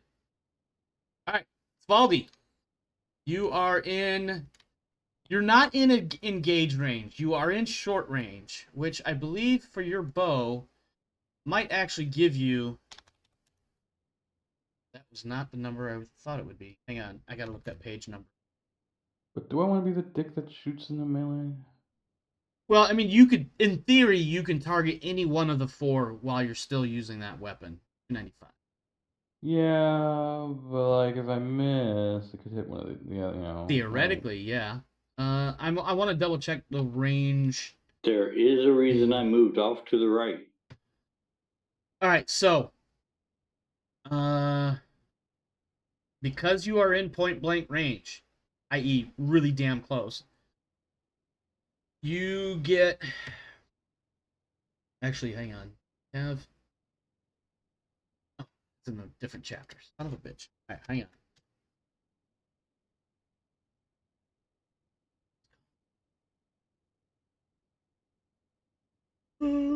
Range combat 160.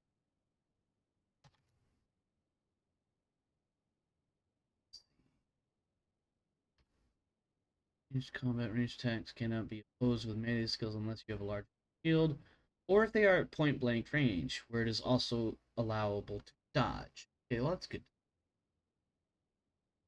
You cannot make ranged attacks at engaged unless you have a pistol. If you use your range skill while you are engaged, your target may oppose your attack with any melee skill. I want the range modifiers. Jesus.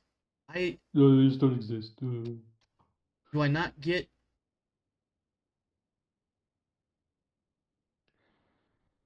Shooting into a group, helpless target, size...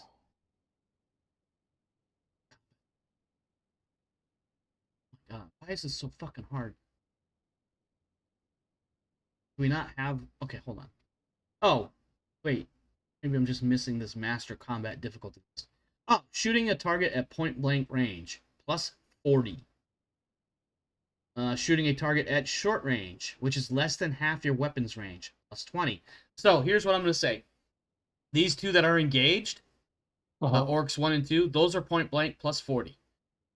You have friends that are really close, though, so maybe that's not a great idea. The 2 in the back, short range, plus 20. It does give rules for shooting into melee. These are optional rules. So if you don't like them, you can... wow, I almost said something to be funny and it was bad. We could disagree on whether or not these get used because these are optional rules as listed in the book. For most, simply choosing a target and rolling to hit is not enough of a complication. However, some prefer the rules be more precise when firing at an engaged target. If this is you, use the following rules. Ballistic skill tests against engaged opponents are resolved as normal, but suffer a penalty of minus 20 as you try your best to hit your specified target. If this modifier causes you to fail, when the test would otherwise have succeeded, you instead hit one of the target's engaged opponents as determined randomly by the GM.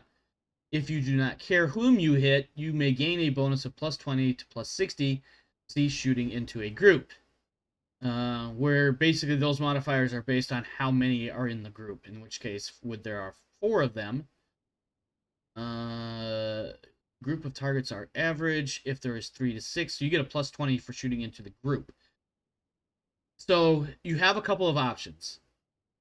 You can shoot short range, the 2 in the back. You could just shoot at any one of them in the group.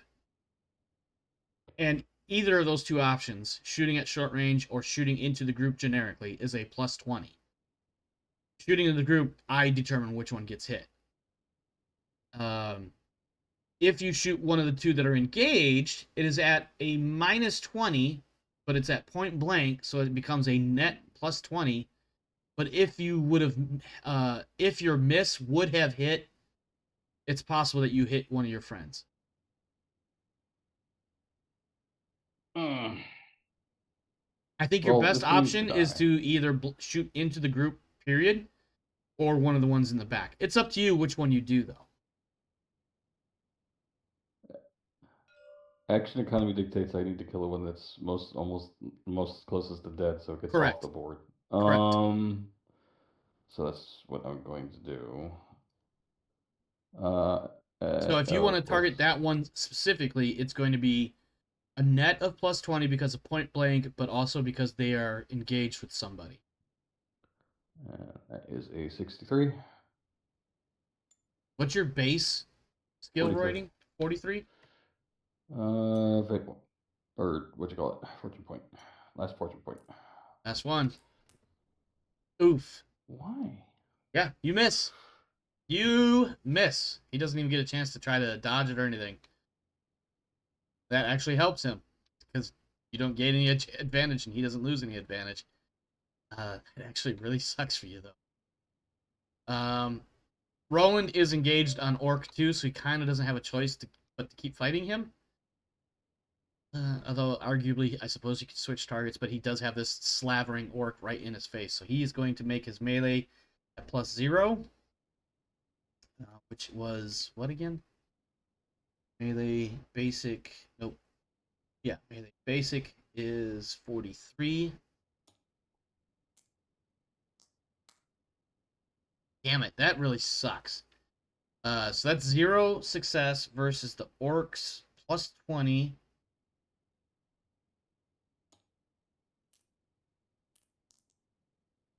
Yep. Damn it. It's working against you guys, because now the Orcs have a plus 3, and it's their turn. Excuse me, plus 30.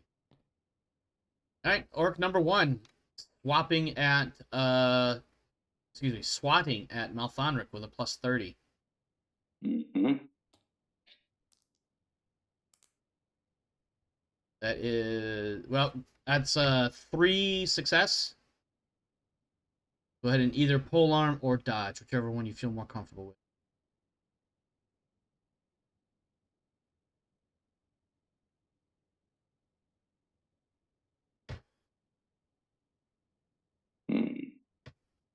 All right. Pole arm it is.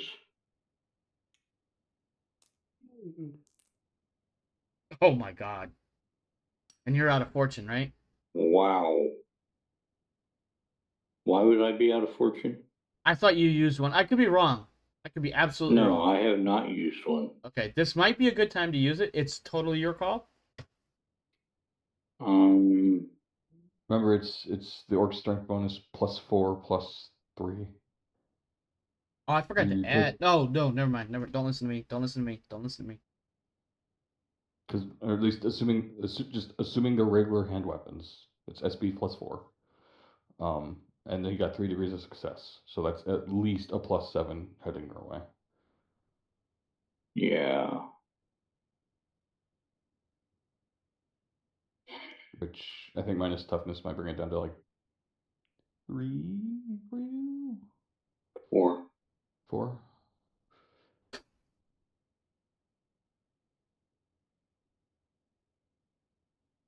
attention as he calculates his chances of success. Or could I be am waiting for the... going to go ahead and let the hit land. Okay. So it was 3 degrees plus 8, so that's 11, minus your toughness and armor.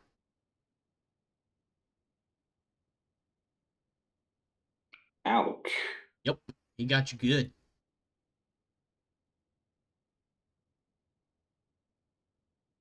Those little orc machete sword things they have are pretty vicious. Also, once you're done updating your wounds, give me that endurance. Yeah, endurance plus 40.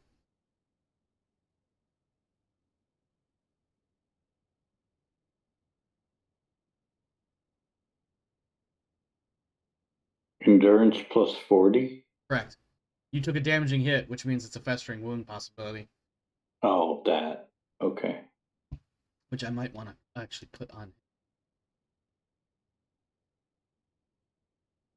And you said it was what plus 40? Endurance. 72. Ouch. Wow. That I will use a fate point on. Sure. Or a fortune point on. I know what you meant. I that's one thing I'm having a slight difficulty in. I don't know why they switched it up, especially It's if they're because gonna be they're the same not thing. written by the same people. Although now that I Is this think a about it, copyright thing? well, the thing actually, but the thing is like Warhammer Fantasy and Imperium Maledictum are basically not entirely, but they're very, very, very similar. And Imperium Maledictum also uses fate. You got better, just not enough to stop the festering wound. So make a note that you have taken a festering wound. We'll look into the specifics of how that applies after the combat, although at this point it might be if the combat ends favorably. Orc number 2 is going to bash Roland with a plus 40. That is 4. Roland has a melee score of, I think it's 43. Fuck me. Roll the other way. I know, right? So that's going to be 12 minus Roland's toughness. 3, so that's 9. 8. 8. That is going to kill him. Kill? Oh. I gotta look and see how that works for characters when their hit points are reduced to less than 0. I believe it's a burning a fate point thing if you want to live. I can use one of my fates to keep from death. I want to see for you guys because it may come into play for you as well. Injury, wounds, critical wounds, and death. 172. Alright, wounds. You suffer a point of damage, you lose 1 wound. So if you suffer 8 points, you lose 8. If you were hit in the armor, blah, blah, blah, blah. If you lose all your wounds, your collected injuries overwhelm you, and you gain the prone condition. Until you heal at least 1 wound, you cannot lose the prone condition. Worse, if you are not healed within a number of rounds equal to your toughness bonus, you will pass out, gaining the unconscious condition. You will not regain consciousness until you heal back at least 1 wound. Healing is a few pages later. If you take enough damage that you would be taken to negative wounds, you suffer a critical wound. If you suffer fewer negative wounds than your toughness bonus, so -4 if your toughness bonus is 4, subtract -20. Okay, well that's helpful because that takes him to -1. Which means so on the critical wound chart, -20. 18. That's just a minor cut on his cheek.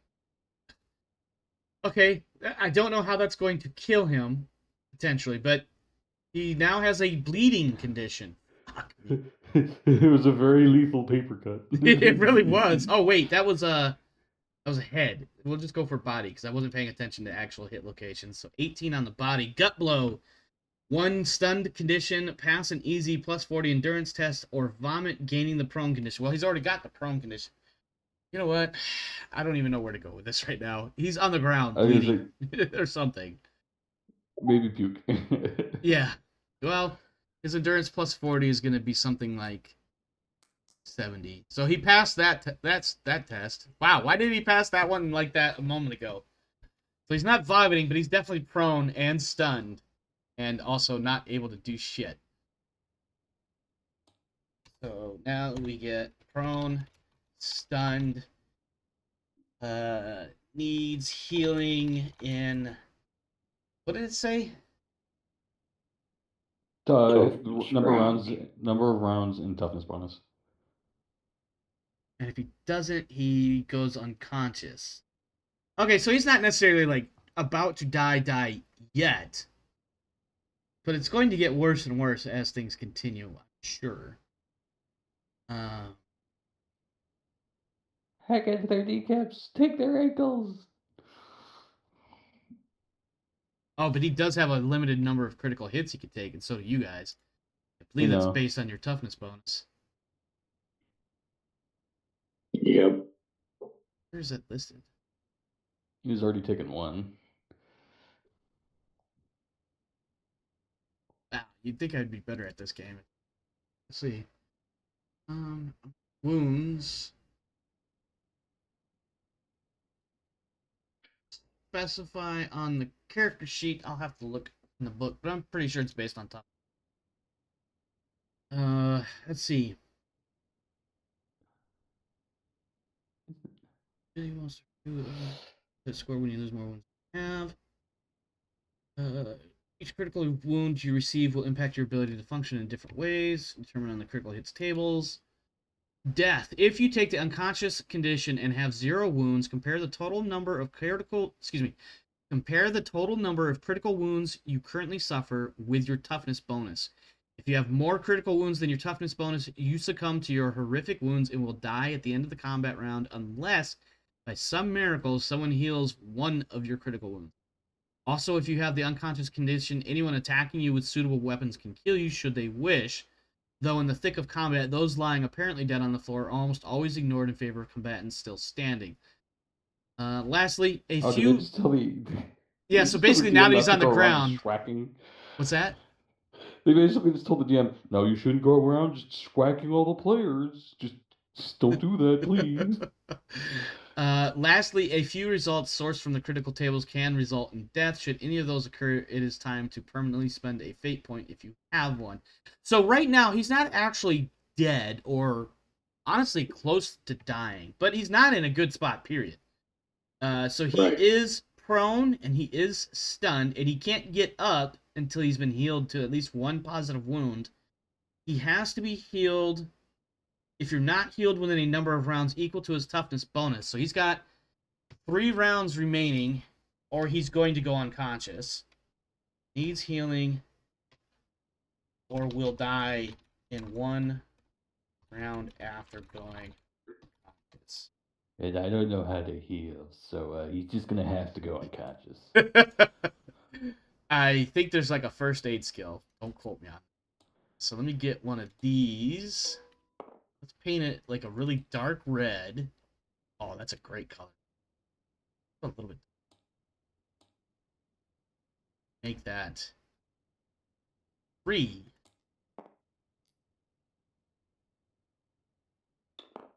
You have 3 rounds to heal him. Back up to 1, or he's going to go unconscious. And once he goes unconscious, that's when he dies. That said, it is now Orc 2's turn. Nope. Orc 3's turn. Because Orc 2 just smacked the Jesus out of him. Orc 4. No, sorry. Orc 3 is going to stay where he is. Orc 4 is going to come around and get on you, Svaldi. Yay. So they're going to gain another advantage for success. I believe technically they would get more because they now... The outnumbering thing has really come into play here. Where's advantage? Sorry, yes, I'm gonna go ahead and roll a new character. I'm sorry. So let's see. Surprise, don't worry about that. Charging didn't matter. Assessing victory. When you defeat an important NPC, gain 1 advantage. Subduing a party nemesis grants 2. I'm not going to make them gain 2. I'm just going to give them that 1 additional for winning, because right now that plus 50 is pretty big for them. You guys really need to do something, though, to fucking turn this around. Malthanric, it's back to you. I will point out, running is an option. Yeah, but now we have somebody who can't run, which means I have to carry him, which might make it more complicated. Yeah, I mean, these are valid points. I just wanted to point out that running is an option. It's a very bad option. I mean, fighting 4 orcs right now is a very bad option. You do not have the winds of fate on your side. Yeah, I know. Rock and hard plates. Got it. I'm sorry. I'm not trying to make light of this situation. It is a very shitty one to be in.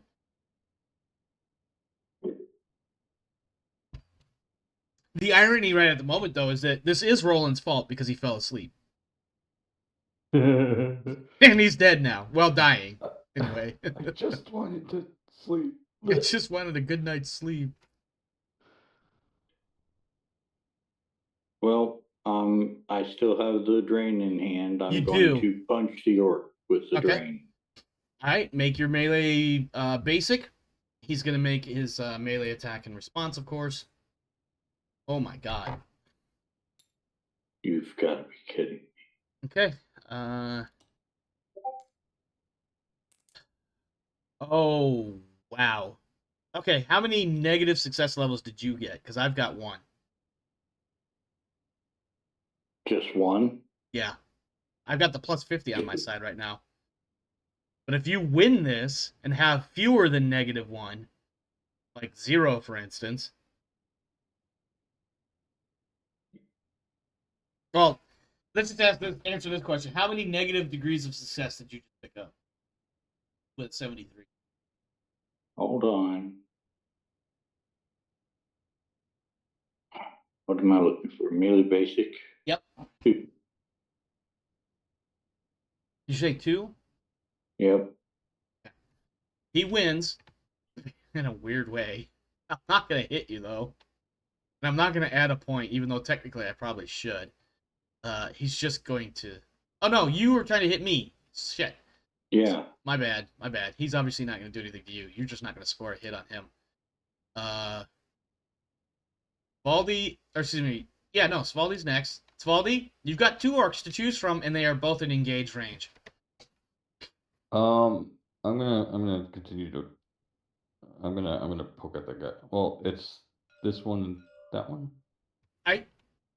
Technically, I was thinking these 2, but you might actually theoretically be able to swing on all 3.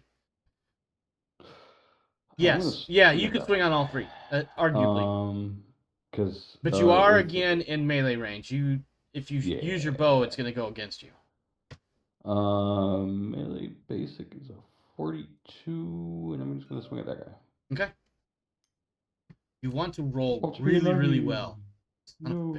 That's not really. That is degrees of success for me, so that's not good. I'm not changing. I feel like the advantage being where it is. It's just adding insult to injury, climbing it up. Unfortunately, Orc 1 is going to stab at Malthanric. Actually, you know what? Svaldi, it's coming after you. I'm going to try to spread the damage a little bit here.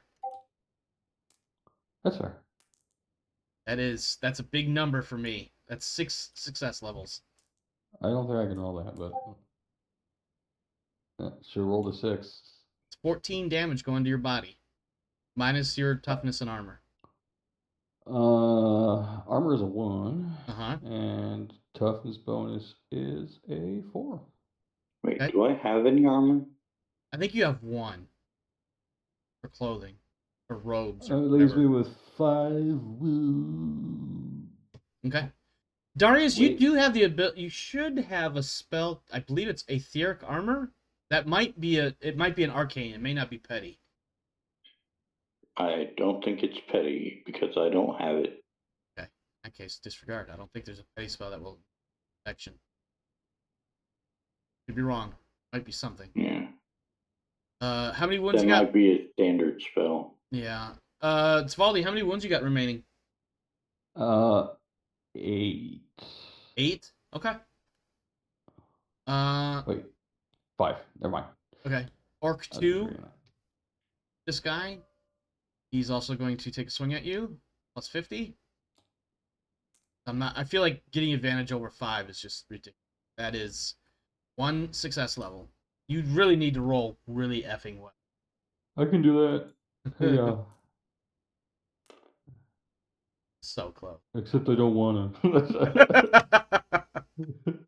Okay. How many success levels is that? I I only have 1 on my side. That is so that was a 48. 49. That Yeah. is 7 under 7. what I Oof. needed. Okay, you're gonna take another 9 damage. I'm sorry, Malthanric. Is that what happens? Do you go prone? Yeah, you're prone. Wow, I'm surprised he's standing on his head right now. That's a negative. Actually, I think it makes me dead because that's a -4. Well, I think so.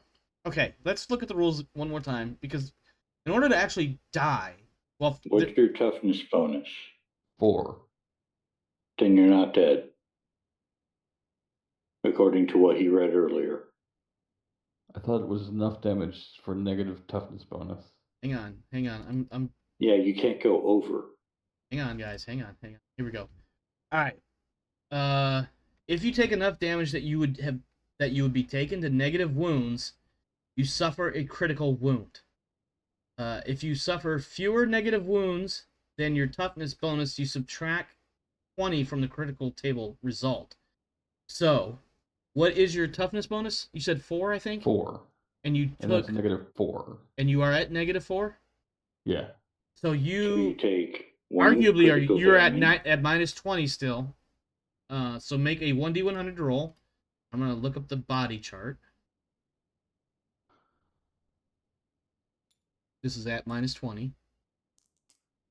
That's 33.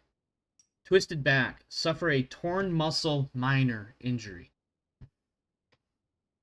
Not 100% sure what that means. Torn muscles minor. One of your muscles is sprained or torn, resulting in impaired capabilities and much pain. Suffer a penalty of -10 to all tests involving the location. If it's a leg, also have your movement. Your muscle will partially heal in 30 minus toughness bonus days, so 26 if my math is working. Use of the healing skill will reduce the time by 1 day, plus a further day per success level. You only get this benefit once. Now, this all presumes, of course, that you survive.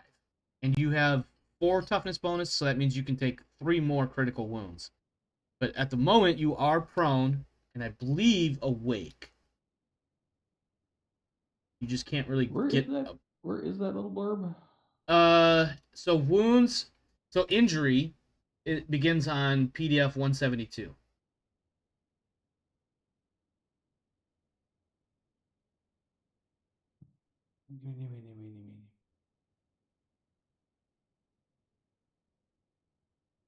If you lose all of your wounds, you collect injuries, and your collected injuries overwhelm you, and you gain the prone condition. Until you heal at least 1 wound, you cannot lose the prone condition. Worse, if you are not healed within a number of rounds equal to your toughness bonus, you pass out, gaining unconscious. And it's once you're unconscious that you die. So I now need to copy and paste this little boy, put a 4 on it, representing you. Since, whoops, damn it, that's really not what I meant to do. And since Roland's turn is about to go by, his goes down to 2. So you're good for the moment. Again, and death itself is specifically stated on 173. If you take the unconscious condition and have 0 wounds, compare the total number of critical wounds you currently suffer with your toughness bonus. If you have more critical wounds than toughness, you succumb to your horrific wounds and die at the end of the next round. Or at the end of the round, unless by some But he miracle. only has one critical wound. That's correct. So this healing right now, the dice that are on the board represent the number of rounds before you pass out. Once you pass out, it's almost game over. The reason why it'll be game over, of course, is because the orcs are in your face. But we'll get to that in a moment. That was... Which orc was that? That was orc 2. Orc 3 is just kind of lingering in the back. Orc 4 is closing now around Malthanric, doing his attack. Oh boy. That's a 20. That's 6 levels of success. Go ahead and make your counter melee. What does resilience do? Resilience and resolve. It's a great question. Let's see what it says. You know what? Let's go to...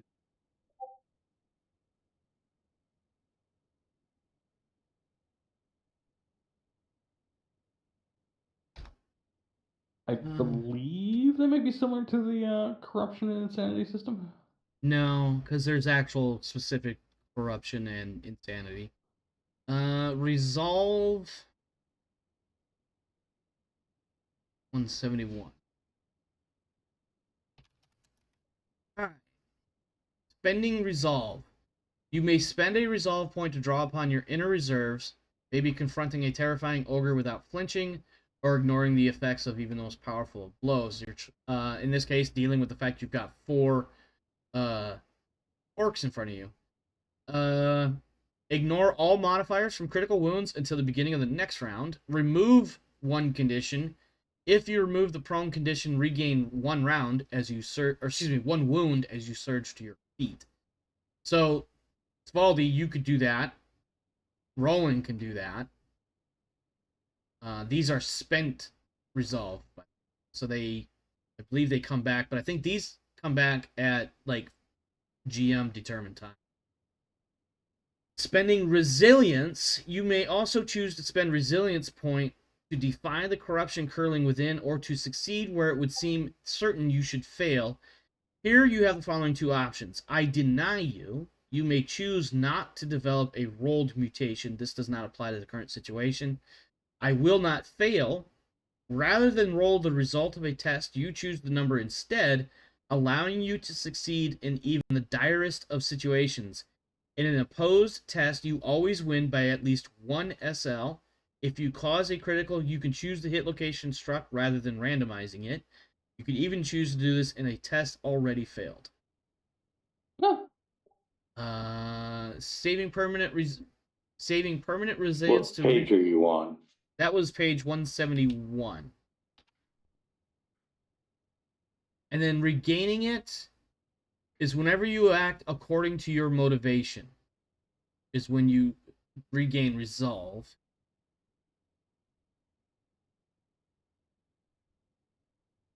Oh, resolve is regained when you act according to your motivation. It looks like it's basically the same idea for resilience as well. The GM may grant you a resilient point for an act of extreme importance to your motivation, permanently nourishing your soul, but such an event will be very rare. So basically, it sounds like spending resolve is similar to spending a fortune, and spending resilience is similar to burning fortune. It's very difficult to get it back. So, first off, Roland should be spending a resolve to remove the prone condition and regain a wound. Yes, when it's his turn. His turn is already passed. With him being prone. I'll bring him up on his next turn because I've already moved all the orcs around. He's currently making choices about reconsidering his life choices as he's been knocked prone with a solid gut hit. You are currently. I do need some sort of opposed melee roll to prevent this strike from happening, or as we just discovered even, you could just drop one of your resolve points and be like, "No, I will not fail," and I beat you by 1 SL. What is the degree of success he has? He has 6 levels of success. I think rolling it, you need to roll basically single digits to be better than that. I think. Roll 1 or 5. Was it 1 to 5? For criticals, Yeah. I don't know if we were using the critical. Okay. Not in this case. I think just because it was kind of, it seemed at the time it would seem. Jesus Christ. At the time, it seemed a little bit difficult to clearly identify what was and was not a critical. Okay.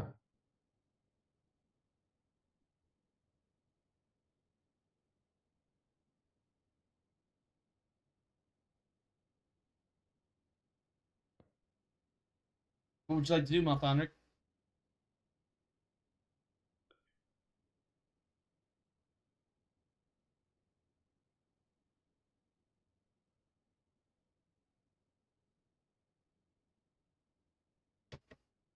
I would like to kill this guy. That's fair. What do you expect me to say? Well, what do you want to do at this moment? He has swung on you, and I need an opposed roll, or you saying I deny it, or whatever the fuck it is. I will not fail. I will not fail. You're gonna use a point of resolve? I am not Wait. going to do that. Okay.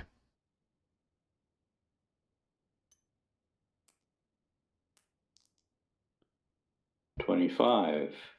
Against How your, much resolve do you have, Doris? 1. it's One, it's okay. it's usually equal to your fortune and fate. No, it's equal to your resilience. Ah, yes. Fate and fortune are the same. Resilience and resolve are the same. I see what I did. Right. Okay. What was your target Anyway, number? that's 3 degrees of success. Fortunately, not enough to beat the 6 that he had, so he is going to wallop you with 14 damage. Minus your toughness and armor. Did you include the -3 from only getting 3 net? What? Let me double check the rules, because that may change a lot of things. Because I don't think that's how that works. Isn't it? No, I believe it's based I may on. be thinking of something else. Yeah. I'm double checking just to make sure that I've not been fucking that up. I don't think that's the case though. Apply damage. Determine damage. Damage equals weapon damage plus success level. It does not specify success level being modified by the opposed success level. It's just success level, period. So it is. Yeah, I thought in an opposed test that the success level was equal to the net successes. No, it's not. It's just the net only applies when determining who has victory over the opposed test. Okay. So yeah, it's unfortunately it is six success plus his weapon plus 8. So yeah, 14 damage minus toughness and armor. Okay. Do I need to get the critical hit table up as well? No, I'm up to 0 exactly. Okay. I believe at 0 that does oh, it's when you're negative is what it's. Let me double check that again.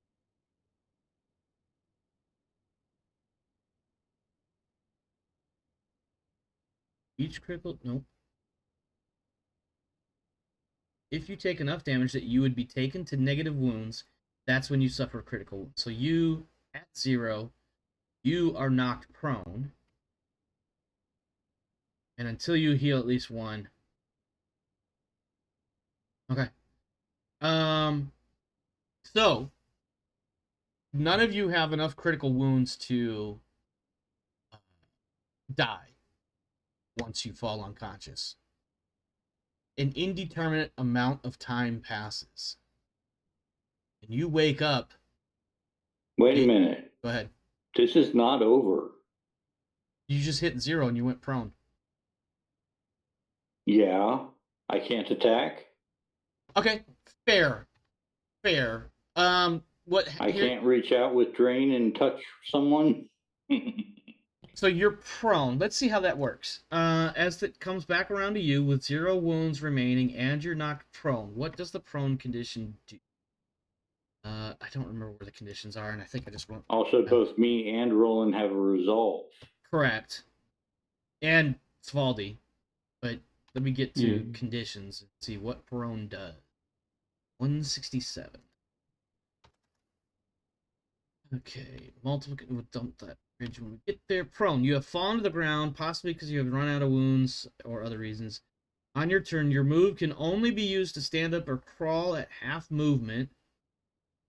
If you have 0 wounds, you can only crawl. You suffer a -20 penalty to all tests involving movement, and any opponent trying to strike you in melee gains a +20 to hit you. Prone does not, unlike most other conditions, prone does not stack. You are either prone or you are not. Okay, so basically you have a -20 penalty to all tests involving movement, which includes combat, as we all can agree that swinging an attack is a movement. So you are prone. You are not unconscious. You are not. Are you under the counter? Yeah, you do need to be healed to 1 positive wound, or you're going to pass out as well. What's your toughness bonus? 3. What? I keep forgetting which window is active. You get that.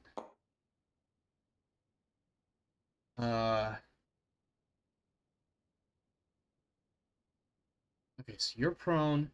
You have some pretty big modifiers against you. It is your turn. You can spend 1 point of resolve, which will basically put you back into the fight for an additional round until you lose your last wound again. Right back where you are now. But you can come up out of it and go standing. And just be like, by the power of Grayskull, I have the power to smite you with Drain. Whatever it is you're going to do. Sorry, I saw a trailer for Masters of the Universe earlier today, and it's been kind of floating in the back of the brain. Okay. Am I able to stand up? Yes, I think there's a moment where the orcs are kind of cheering and taunting your almost unconscious forms. For argument's sake, you can stand up if you want to spend that resolve. No, without spending the resolve, am I able to stand up? Just as things are. Oh, no, you have to crawl only. In this case, because you were not, because you're prone because of the wounds, you can only crawl. I see. This is page 169 if you want to see the conditions.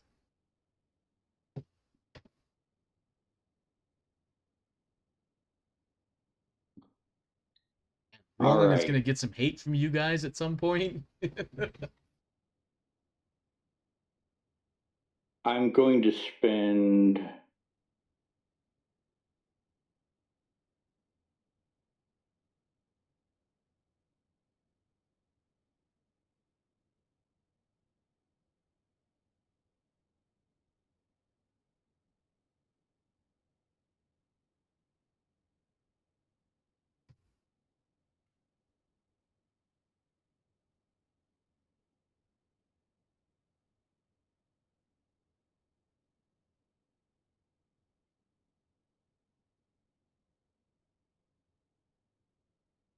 Did I lose you? Did I lose hearing?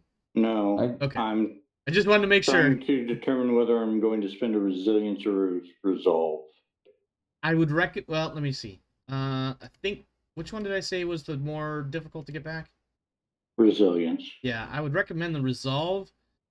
Spending resolve gives you the option of removing the prone condition and 1 wound, and you could stand up and do things again. In your case, that's not a bad move to make, because you don't have to worry about any critical wounds or whatever at all right now. Your only problem is the fact that you've been knocked prone and can't get up. Yeah. The equivalent of having the wind knocked out of you. I am going to spend a resolve. Okay.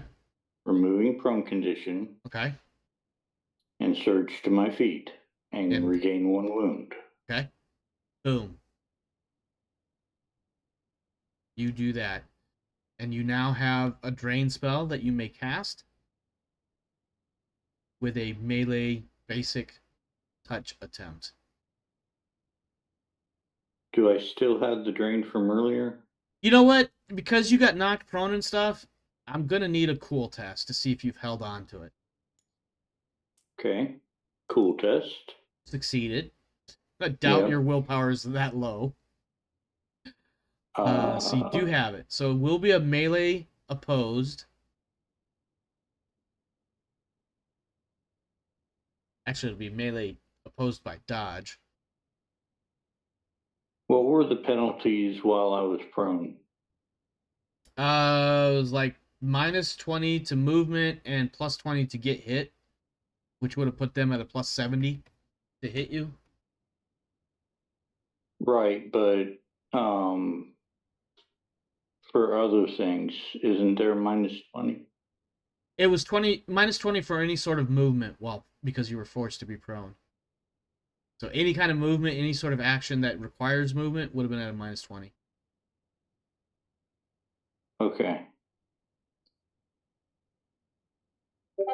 If I use I cannot fail on recasting drain and touching an orc, will that apply for all those rolls or just the last one or what? Let's see. I will not fail. Rather than roll the result of a test, you choose the number and set. It's for one test. So you have the drain already. The only thing you need in order to make it connect is that melee roll. You can make this melee roll automatically succeed, though. Yeah, I know. Can I see what their defense roll is first? Not with using this. I will not fail.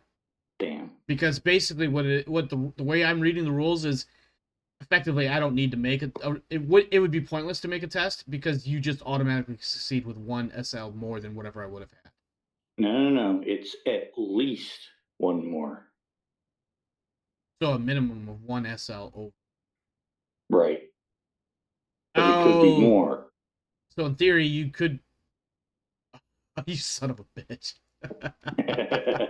I see what you're trying to do. You're trying to use their plus 50 to get the SL required to beat them in your favor. You know what? Because you guys are in such a dire situation, I'm going to allow it. But don't count on this generosity in the future. Okay. Go ahead and make your opposed melee attack. Now, if you fail your roll, you will succeed only by whatever success I have plus 1. Which actually might work in your favor. I don't know. I was wanting to see what you rolled first. No, you make your roll first, sir. Well, let me ask this. Are you going to use your resilience? His roll? I'm sorry? That depends on what you roll. If you roll really high. No, we're in that declare action. This is one of those. I have him in his rear arc. I'm not going to hit him with my AC 20 unless he hits me with his ER medium laser in the face. Yeah, no. You need to declare if you're going to use that resilience or not. All right. Nice try. Listen, I appreciate the effort. Resilience is a pain to get back. Yeah, it is. It's meant to be that way. I feel like in the moment right now, this would not be a bad time to use it.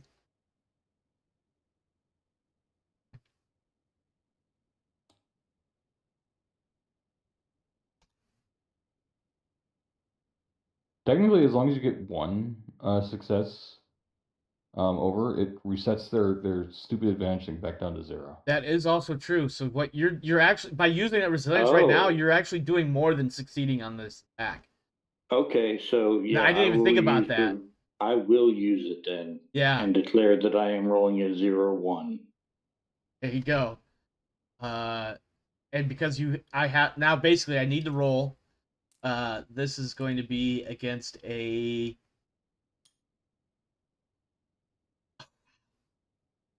Well, you get whatever success levels you would have gotten, because I would have only gotten 1 success level. Yeah, 1 success That means you level would for have me. gotten 2. No, For I their win. dodge. Yeah.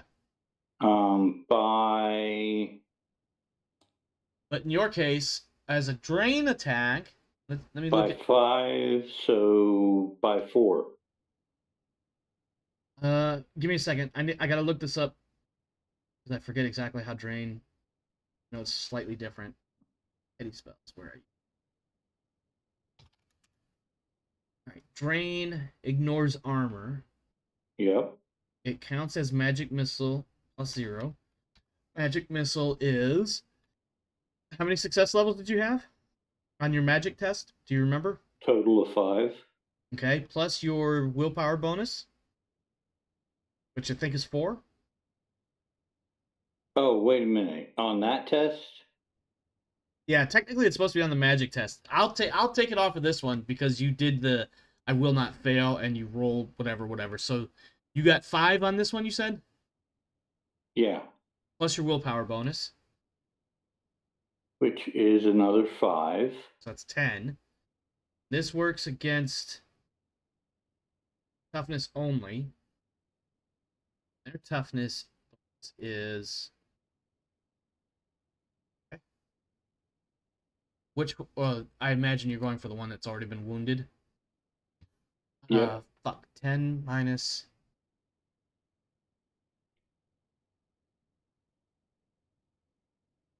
He dies. On the spot. He just dies. Like, you soak all of the life out of him. You see it happen. And because you have the shadow lore when you cast this spell, it's almost like a necromantic waves of black energy come out of the orc and into you, replenishing your wounds by 1 and resetting Yep. the advantage back to 0. And giving us an advantage. Yes, that is true. Yes. It now goes to Svaldi, I believe, is next. Yeah. Yeah. I'm gonna spend one of those things to stand up. I want to stand up. Now, let's double check the rules, because in your case, it's a little bit different, I think. I got to get back to comp. He is still conscious. He is still at negative hit points, but he is no longer prone. Yeah, I want to double check all the different things, because there's other stuff going on with him because of his wounds. He can basically act until he passes out. I think you're right. I just want to verify before, so I don't screw this up for a future note and start setting a bad precedent. Okay, you're at negative. You had a critical wound. Your critical wound gave you... Okay, so first you were prone. Your critical wound gave you... It was a torn muscle or some shit, right? Yep. Twisted back. Twisted back. And that gives you a -10 to all tests, which, unfortunately, because it's the back, it's everything you do is the back. You have a -10, but you're spending one of those things, and so what that does is ignore all modifiers from critical wounds, removes 1 condition. If you remove the prone, you regain 1. The problem is you can only spend 1 per turn. Okay. So spend the 1 to stand stack. up. You still have a -10, but it's countered by the +10 from advantage. Does that make sense? Yes. Okay, so you regain 1 wound, remove the prone condition. That clears your blood shit away. Now you may choose which, either Orc 4 or 2, that you want to smack. Actually doesn't clear his blood thing.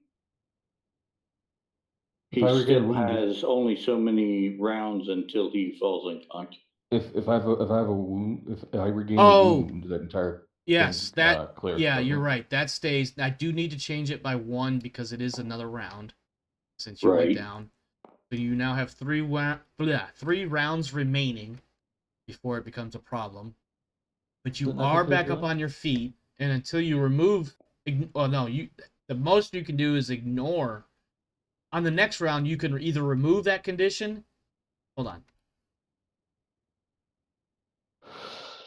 Rules.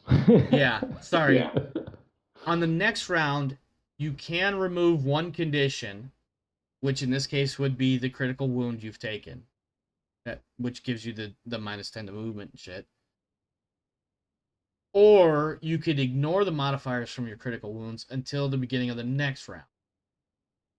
But right now, you have a -10, countered by the advantage, which gives you you're back to challenging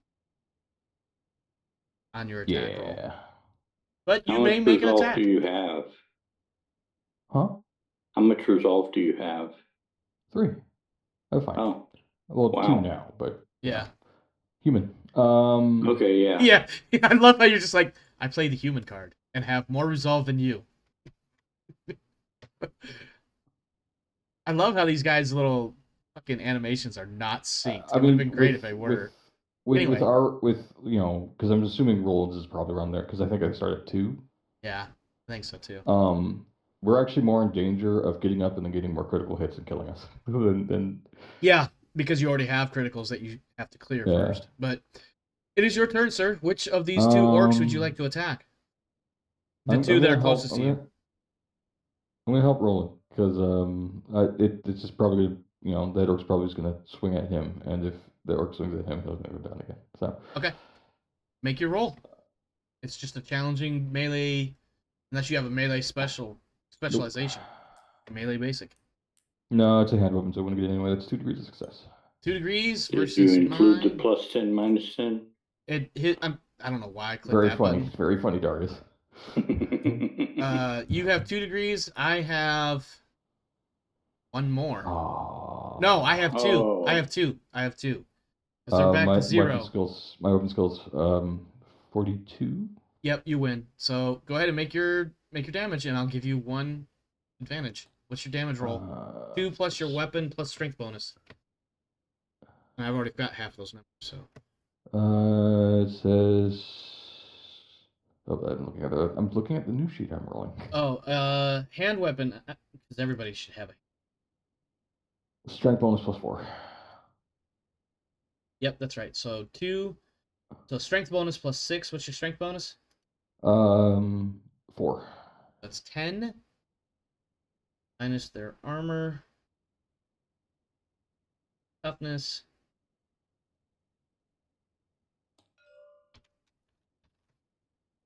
Okay. He has taken a certain number of wounds. Now we come back around to Svaldi. Or, excuse me, Roland. He is going to suddenly snap up to his feet. So he has no more fortune, I believe. He spent all of it. He has 2. Is it resilience or resolve to stand back? Resolve. Resolve. He's going to spend 1 resolve to stand back up.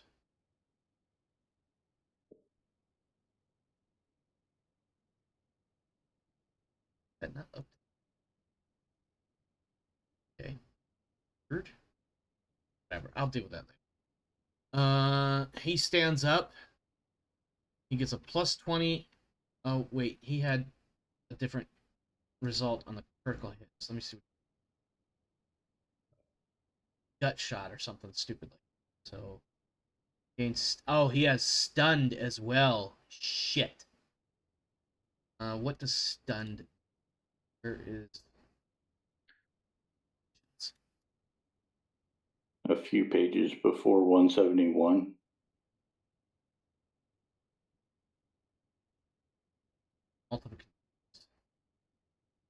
Stunned. Let's see. You are incapable of taking an action on your turn, but are capable half your normal movement. You can defend yourself in opposed tests, but not with language magic. You also suffer a -10 penalty to all tests. If you have any stunned conditions, any opponent trying to attack you in melee gains +1 advantage before rolling the. At the end of each round, you may attempt a challenging endurance test. If successful, remove. Yeah, so his only action at this point really is that he can make a challenging endurance test, remove the stunned condition, think that's barely arguable. So 43 Yeah, endurance? that's what the rules Nope, say. 39. 39 endurance.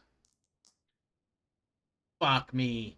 Oh, he's still stunned, so he can defend himself barely. But with a Yeah. minus 10 penalty? Yeah, minus 10 if he has to defend us. But he's up for the moment, and I need to change his thing or he's going to fall unconscious again. That takes it back to not Orc 1 because he's dead. Takes it to Orc 2 now. Which is the one that Svaldi just hit. Because Svaldi is right there and the other guy is down, he is going to make his standard weapon attack. Go ahead and just for shits and grins, Svaldi. I dodge. I'm going to say you won that one because you had fewer failure than I had. Because I had a lot of failure on that roll. Orc 3 is now engaged with Malthanric. He is also making his standard melee attack with no modifiers. Go ahead and make your counter melee. I have 0 success, but also 0 failure. Ouch. That's going to clear your advantage and give us a +1 moving forward. Fortunately for you, you take 8 points of damage. Again. Yep, you take 8 points of damage minus toughness and armor.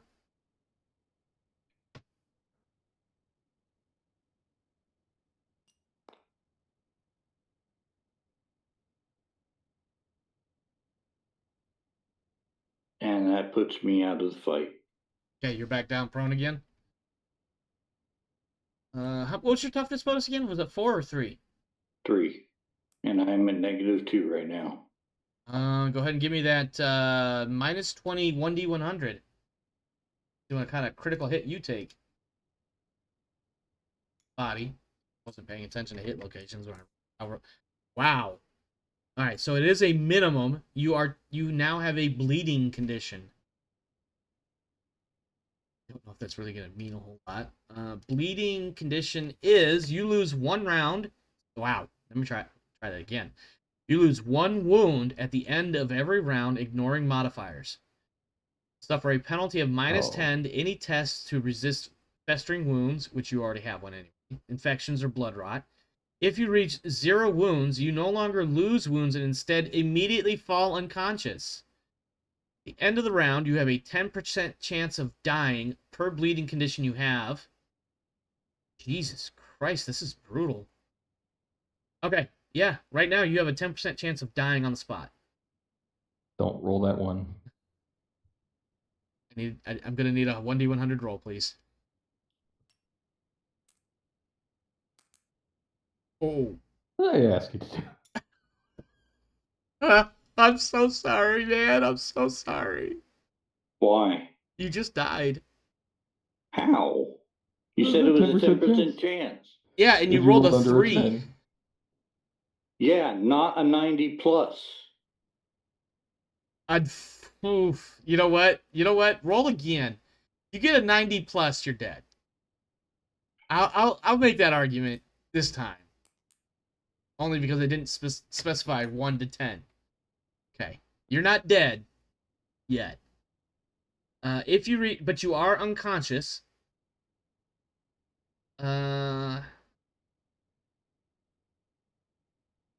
Unconscious. Yeah, and unconscious gives you. Oops, wrong one. You are knocked out, asleep, otherwise insensible. Why am I unconscious? Because you're okay. God damn it! All right, PDF 168. You are bleeding. No. I should be on a timer again. No, hear me out. You took a bleeding wound while below 0 wounds. And it says if you reach 0 wounds, i.e. from more than 1 wound, you no longer lose wounds and instead fall immediately unconscious. Oh, shit. Yeah. And then it's also, at the end of the round, you have a 10% chance of dying per bleeding condition, which fortunately for you, you only had 1 bleeding condition. Unconscious is An attacker targeting you gains the benefit of I will not fail without having to spend any resilience points. Yeah, you're just unconscious. Sorry. Orc number 3 hit that man. I will not fail. Yeah, he walloped you pretty good.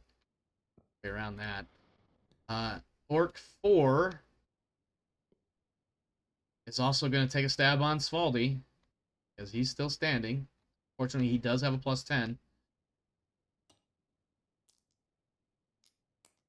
He bollocksed it, so just don't fail more than him.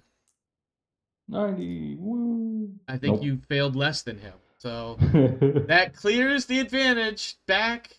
Technically, it clears it back to you by +10. And we go back to the top of the round.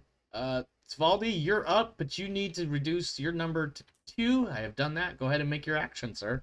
You've got 2 orcs. You've got 2 knocked down friends. One's not looking good. There's a pool of blood slowly gathering around him. I mean, those are tall. They got a little more blood than the rest of us, right? But it's not blood by quantity, it's blood by volume or something like that. Quantity and volume mean the same thing. Yeah, listen, in my head it made sense until I thought it. He doesn't understand volume mechanics, and he doesn't know medicine anyway, so he probably just make it worse. I'm just gonna hit this guy. He's just like, I don't know medicine anyway. Let him die. Oh, thanks. 25. What's that with a +10? 3 degrees of success. 3? Alright. I have a slight chance of doing better than that. I have 2, so I think you hit me. Yay. Alright, what's the damage I'm taking? It's 3 plus your strength bonus plus 4, I think? Oh, wait. That might be a tie, which means I still win. Because remember, I still have that -10 from the twisted back. Oh, yes, because you forgot to spend spending a second resolve. You can ignore it for 1 round. I need those to get back up if I go down again. That's fair. That's fair. Okay. So what was your base melee, or what is it with a melee 0? Melee 0 is a 42. So that's 2. That is 2 success levels against my. That is 2 on 2. But your skill is higher than mine, so you still win the contest. All right. So but now you have 2 success levels, so it's 2 plus 4 plus your strength bonus, so it's 6 plus strength. That's 10 total. Okay. These guys have, I believe that's going to be a not great number, but not bad. 10 minus that is that, minus that is, and you're attacking the same one as before? Yeah, I'm trying to reduce our number of orcs. Okay. He has been wounded. Unfortunately, you're the only one up and fighting, and you are in a tough spot. Orc number 2 is now going to... I feel like blowing her at the moment. Is everyone going to spend an extra resolve to be able to get back into the fight? Yeah, that's... Actually, I'm not sure if he can. He just fell asleep. Nobody healed him. At the end of his turn, he falls asleep. If he doesn't spend that resolve.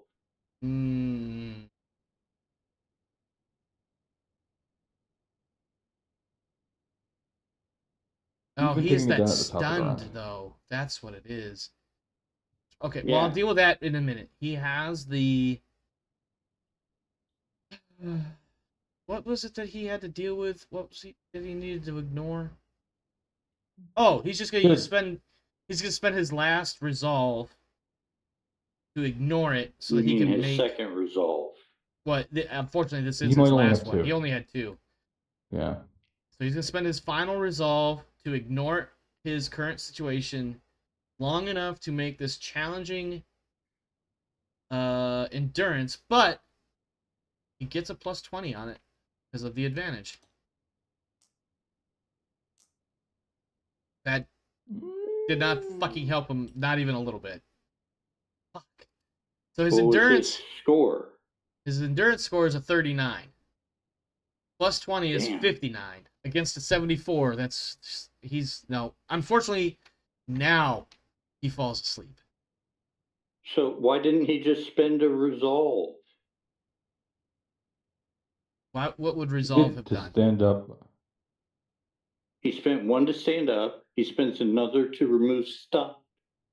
Yeah, but he stood up before, didn't he? No.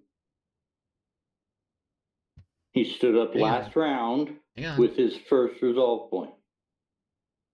What am I?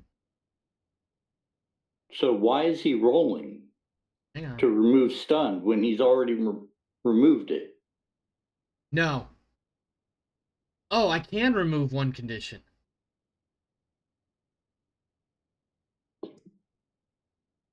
He removes the stun this round. That's right. So now he can act. Yes, he can act with a plus 20. What is his melee basic? 43. Doesn't that give him 63. his unconscious die back then?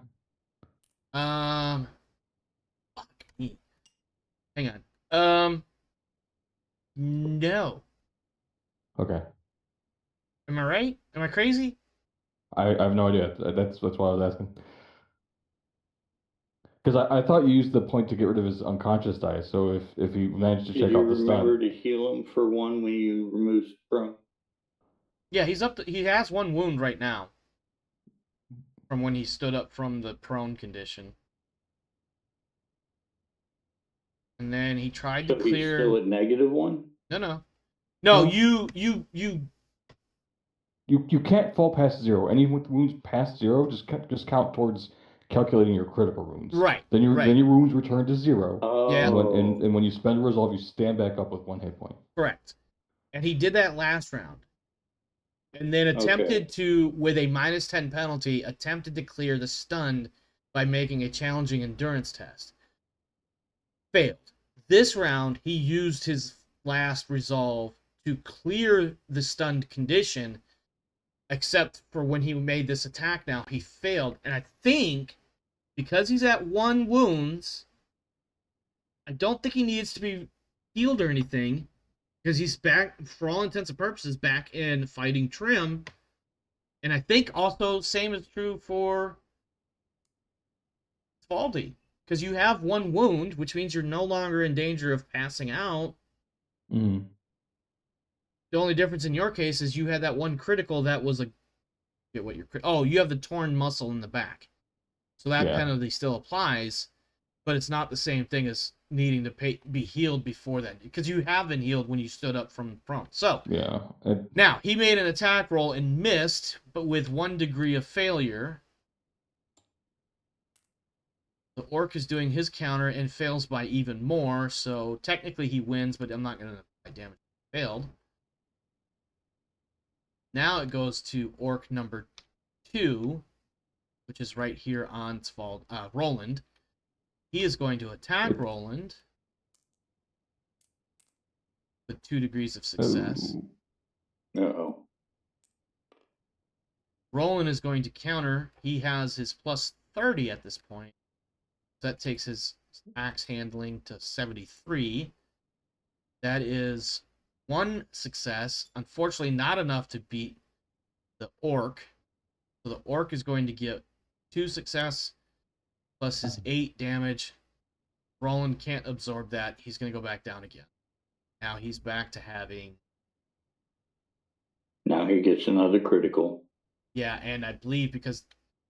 hold on. He takes 2 plus that, so it's 10 damage.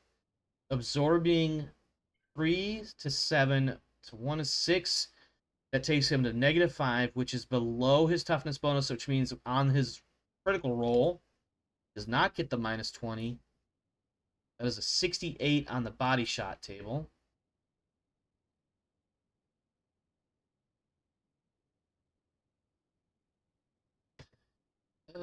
Arterial damage. Oh my god. 4 bleeding conditions. He's basically dead. Until you receive surgery, every time you receive damage to the body hit location, gain 2 bleeding conditions. Yeah, no. Okay. Alright. I'm going to make a GM call that might be difficult to swallow, but bear with me. Also, I need to take care of something. Just now noticed something. Let's ban that guy. Goodbye. Oh. Go there, Yeah. faulty. I don't even know how long that's been there. I just noticed it now. All right, folks, here's what happens.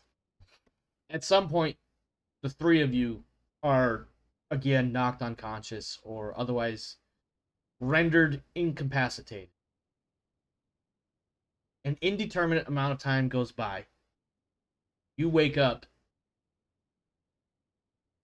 somewhere. I'll have to figure out where. But you have lost this combat. Yeah. Somebody else has rescued you. This is you can determine this by the fact that you have woken up somewhere. At the moment, it's very difficult to tell because everything is super bright light because your eyes are so used to the darkness. And I will have an answer for you at our next session as to what happens here. Take your 80? I almost said 200. I was like, nope, that's Rogue Trader. Question, DM. Yeah. Yes, 200. Come on. Yes, Alturios. Since I'm probably a new character anyway, can I just have Svaldi die? Let's talk about that offline. Okay. Because I think for the story purposes, it's going to be difficult to explain a sudden change of characters. But let's talk about that offline. Take 80 experience. Theoretically, you survived combat, but not because you beat the combat. That totally did not come up because somebody fell asleep at the wrong time. Fuck. Hey man, that was rough. That's why they heavily punish people who fall asleep on watch. This is exactly why. Yes, you're absolutely right. First, may I offer my condolences to the ass whooping that happened here. To be clear, it wasn't quite an ass whooping, but there was definitely a lot of rules lawyering in order to keep you guys in the fight. Not that that's a bad thing. Not that that's a bad thing. It was already looking rough with 4 orcs. Yes. Right? Yes. And then I think our entire first round that wasn't ranged attacks just whiffed. Yes. Well, not only whiffed, but gave them ultimately 50 advantage, at which point I stopped counting. I think we noticed that. I even said that. I'm just not going to count anymore, just adding it. Well, it would have been reset regardless with my I will not fail. This is true. Yeah, but it would have added to their, because it adds to their damage rolls, we would have gone down sooner. Yeah. And you know what? Now I think about it, because of the way you just said that, I had not really given it much consideration that the advantage does indeed semi-indirectly add to the damage rolls because it gives you the more options for success levels, more opportunities for success levels. That was a rough combat though, and let me tell you, this combat system is dangerous AF. There's no argument there. I had a feeling, but I just watched you guys miraculously survive combat long enough to lose combat. And I'm not joking on any of those words. Miraculously survived combat long enough to lose combat. In fact, there is a large amount of GM hand wavium being expressed right now.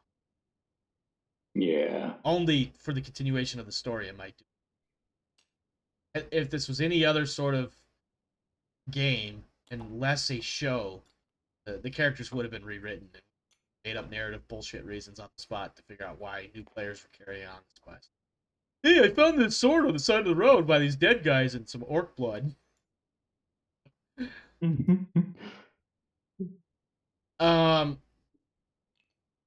Props to Darius, by the way. Go ahead and take your other 20 points of XP so you can have a full 100.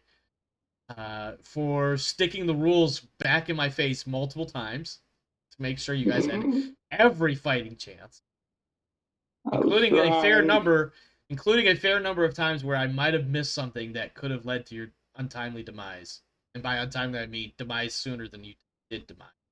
I don't know what I'm trying to say. I think you get the point. More untimely. More a demise sooner than it actually happened. Yeah. And you know what, Alturios, because I am a benevolent GM, I was this close to saying God. I had to be very conscious of what word came out of my mouth next. Go ahead and go ahead and take 20 XP for your character as well.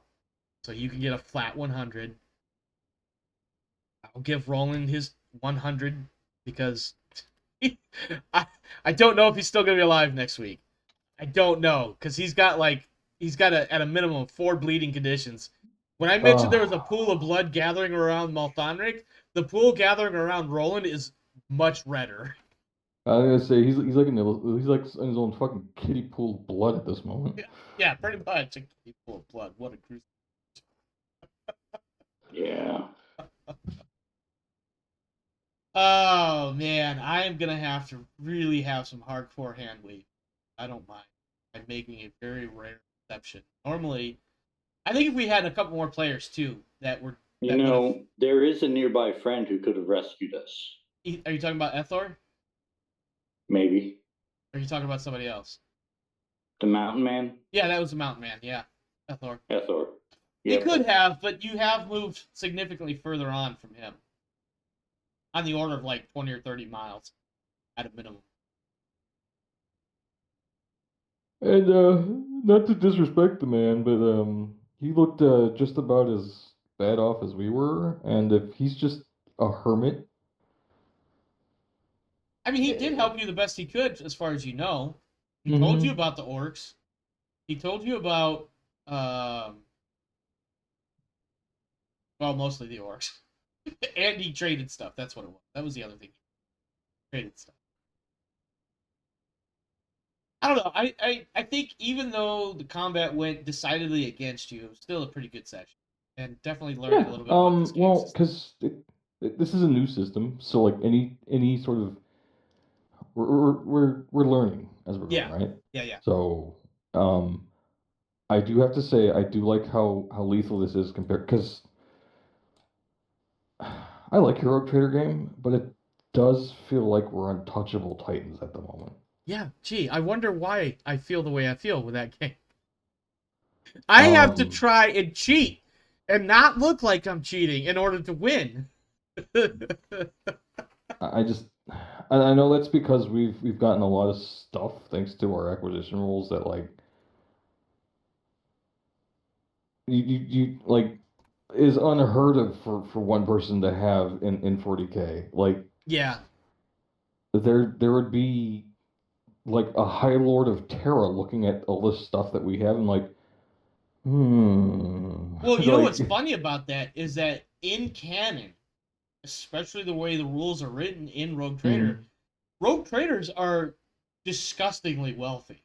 Yeah. The ones that are doing well, like there's disgustingly wealthy, and then there's everybody else that's just not at all because shit has turned on it. Now, in theory, the Van Breeze domain could just as easily crumble. But one thing working in your advantage is you have several systems that you guys, at least in the it's mine because nobody else can take it sort of way, you guys control several worlds. So the wealth is justified. Also, not for nothing, I really am enjoying the game. Just seems like I can't win any of the combats I throw at you guys. When it comes to combat, I think we've grown to that power where like we're like 20th level characters in D&D, where it's just like you guys just can't die. I don't know why I bother making combat encounters for you guys anymore. I mean, we definitely hit that with warp encounters to the point where we don't even bother anymore unless I feel like the story needs a warp encounter. That's when it happens because you guys just cannot seem to hit a warp encounter to save my life. So, but any other feedback or outro-y comments or thoughts for tonight's session of this game? But just all because someone fell asleep on watch. It really is. It really boiled down to that. And guess who's dying right now in a pool of his own making? Poor guy. The worst part about this is he will never learn from his mistake. Man, that is a grim way to look at it. Jesus. Anyway. Darius, you got anything else you want to add? I'm really disappointed that even after spending both resilience and resolve, I did not do much other than remove one orc. Yeah, that's. I mean that it did stop their momentum. It did. And stop their advantage Yeah, train going that was away. big. If I had gotten up and they still had the five, Hmm. I almost would have just been like, Omar, just hit me back over the Just head, hit me. because Just like, end yeah. it, Omar, end it. The unfortunate part is if you guys if we have a party wipe here, that's the end of the show, really. Uh, which is why I'm leaning so much into this hand wavium. So, but I'll come up with a pretty good story based on Well, the I'm also Eagles will fly to wondering. Mordor to drop Frodo and Sam off, and then they'll fly them back out. I'm also wondering if you are too used to the other game and have made the encounters a little too difficult. Uh, not consciously. Uh, I'm not saying consciously. yeah. So what I could do or could have done is change the number appearing to Hmm. a instead of 1d5 to 1d5 minus or something. I am using the Yeah. stats straight out of the book, which one or two of these probably would have been not difficult. Three could have been a challenge. Four might have been a challenge, is as long as you didn't have bad rolls. Unfortunately, we did have a handful of bad rolls sprinkled throughout. A few of them consecutive. Yeah, and you need to be able to adjust for those. Yeah, and so like for me, looking forward and planning these random encounters. This is exactly a random encounter. This is not a. This wasn't planned to happen. This was only happened because when Roland rolled his endurance to stay awake, he failed by a significant margin. Fortunately, because you guys didn't have the fire, he was able to make a plus 20 perception test, and that's how he was able to alert you guys. Because otherwise, that would have been orcs showing up and smacking you in the first round with a +1 for surprise round, or +10 rather. Hmm. Um, so there were smart choices made, despite the fact they were smart because you just didn't know what was about to happen, and neither did I, to be honest. But that really goes back to how many orcs do I have show up, because there were two other possibilities of being generated for this encounter based on that. Oh shit, there's an encounter. It rolled orcs. It rolled four orcs. I could have changed the number appearing. That's about the only thing I could have done to make it easier. Excuse me. And some of this, there is a certain amount of not knowing the system that well to know how to adequately balance the encounter. And it doesn't come It's with challenge hard ratings. Sorry? because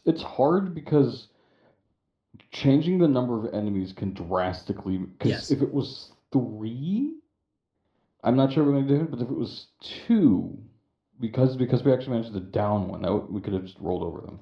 Yes. Yeah. Even with that And that, larger, I mean, and that's what happened with the shaman. There yeah. was a couple of misses back and forth, and then it started to go in your favor. And once it hit in your favor, it stayed in your favor because there was only one orc to counter everything you guys did. Um, Now you got So hit with four, and there's multiple choices as to how to counter your advantage, and vice versa.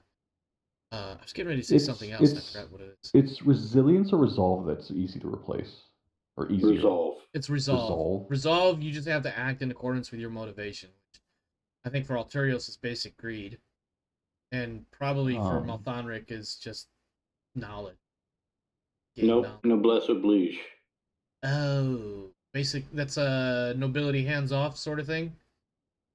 The No, that's not right. obligation of the nobility. Yeah, be noble and help the lesser, lord over them. Yeah, basically. um, so I think going forward we just need to.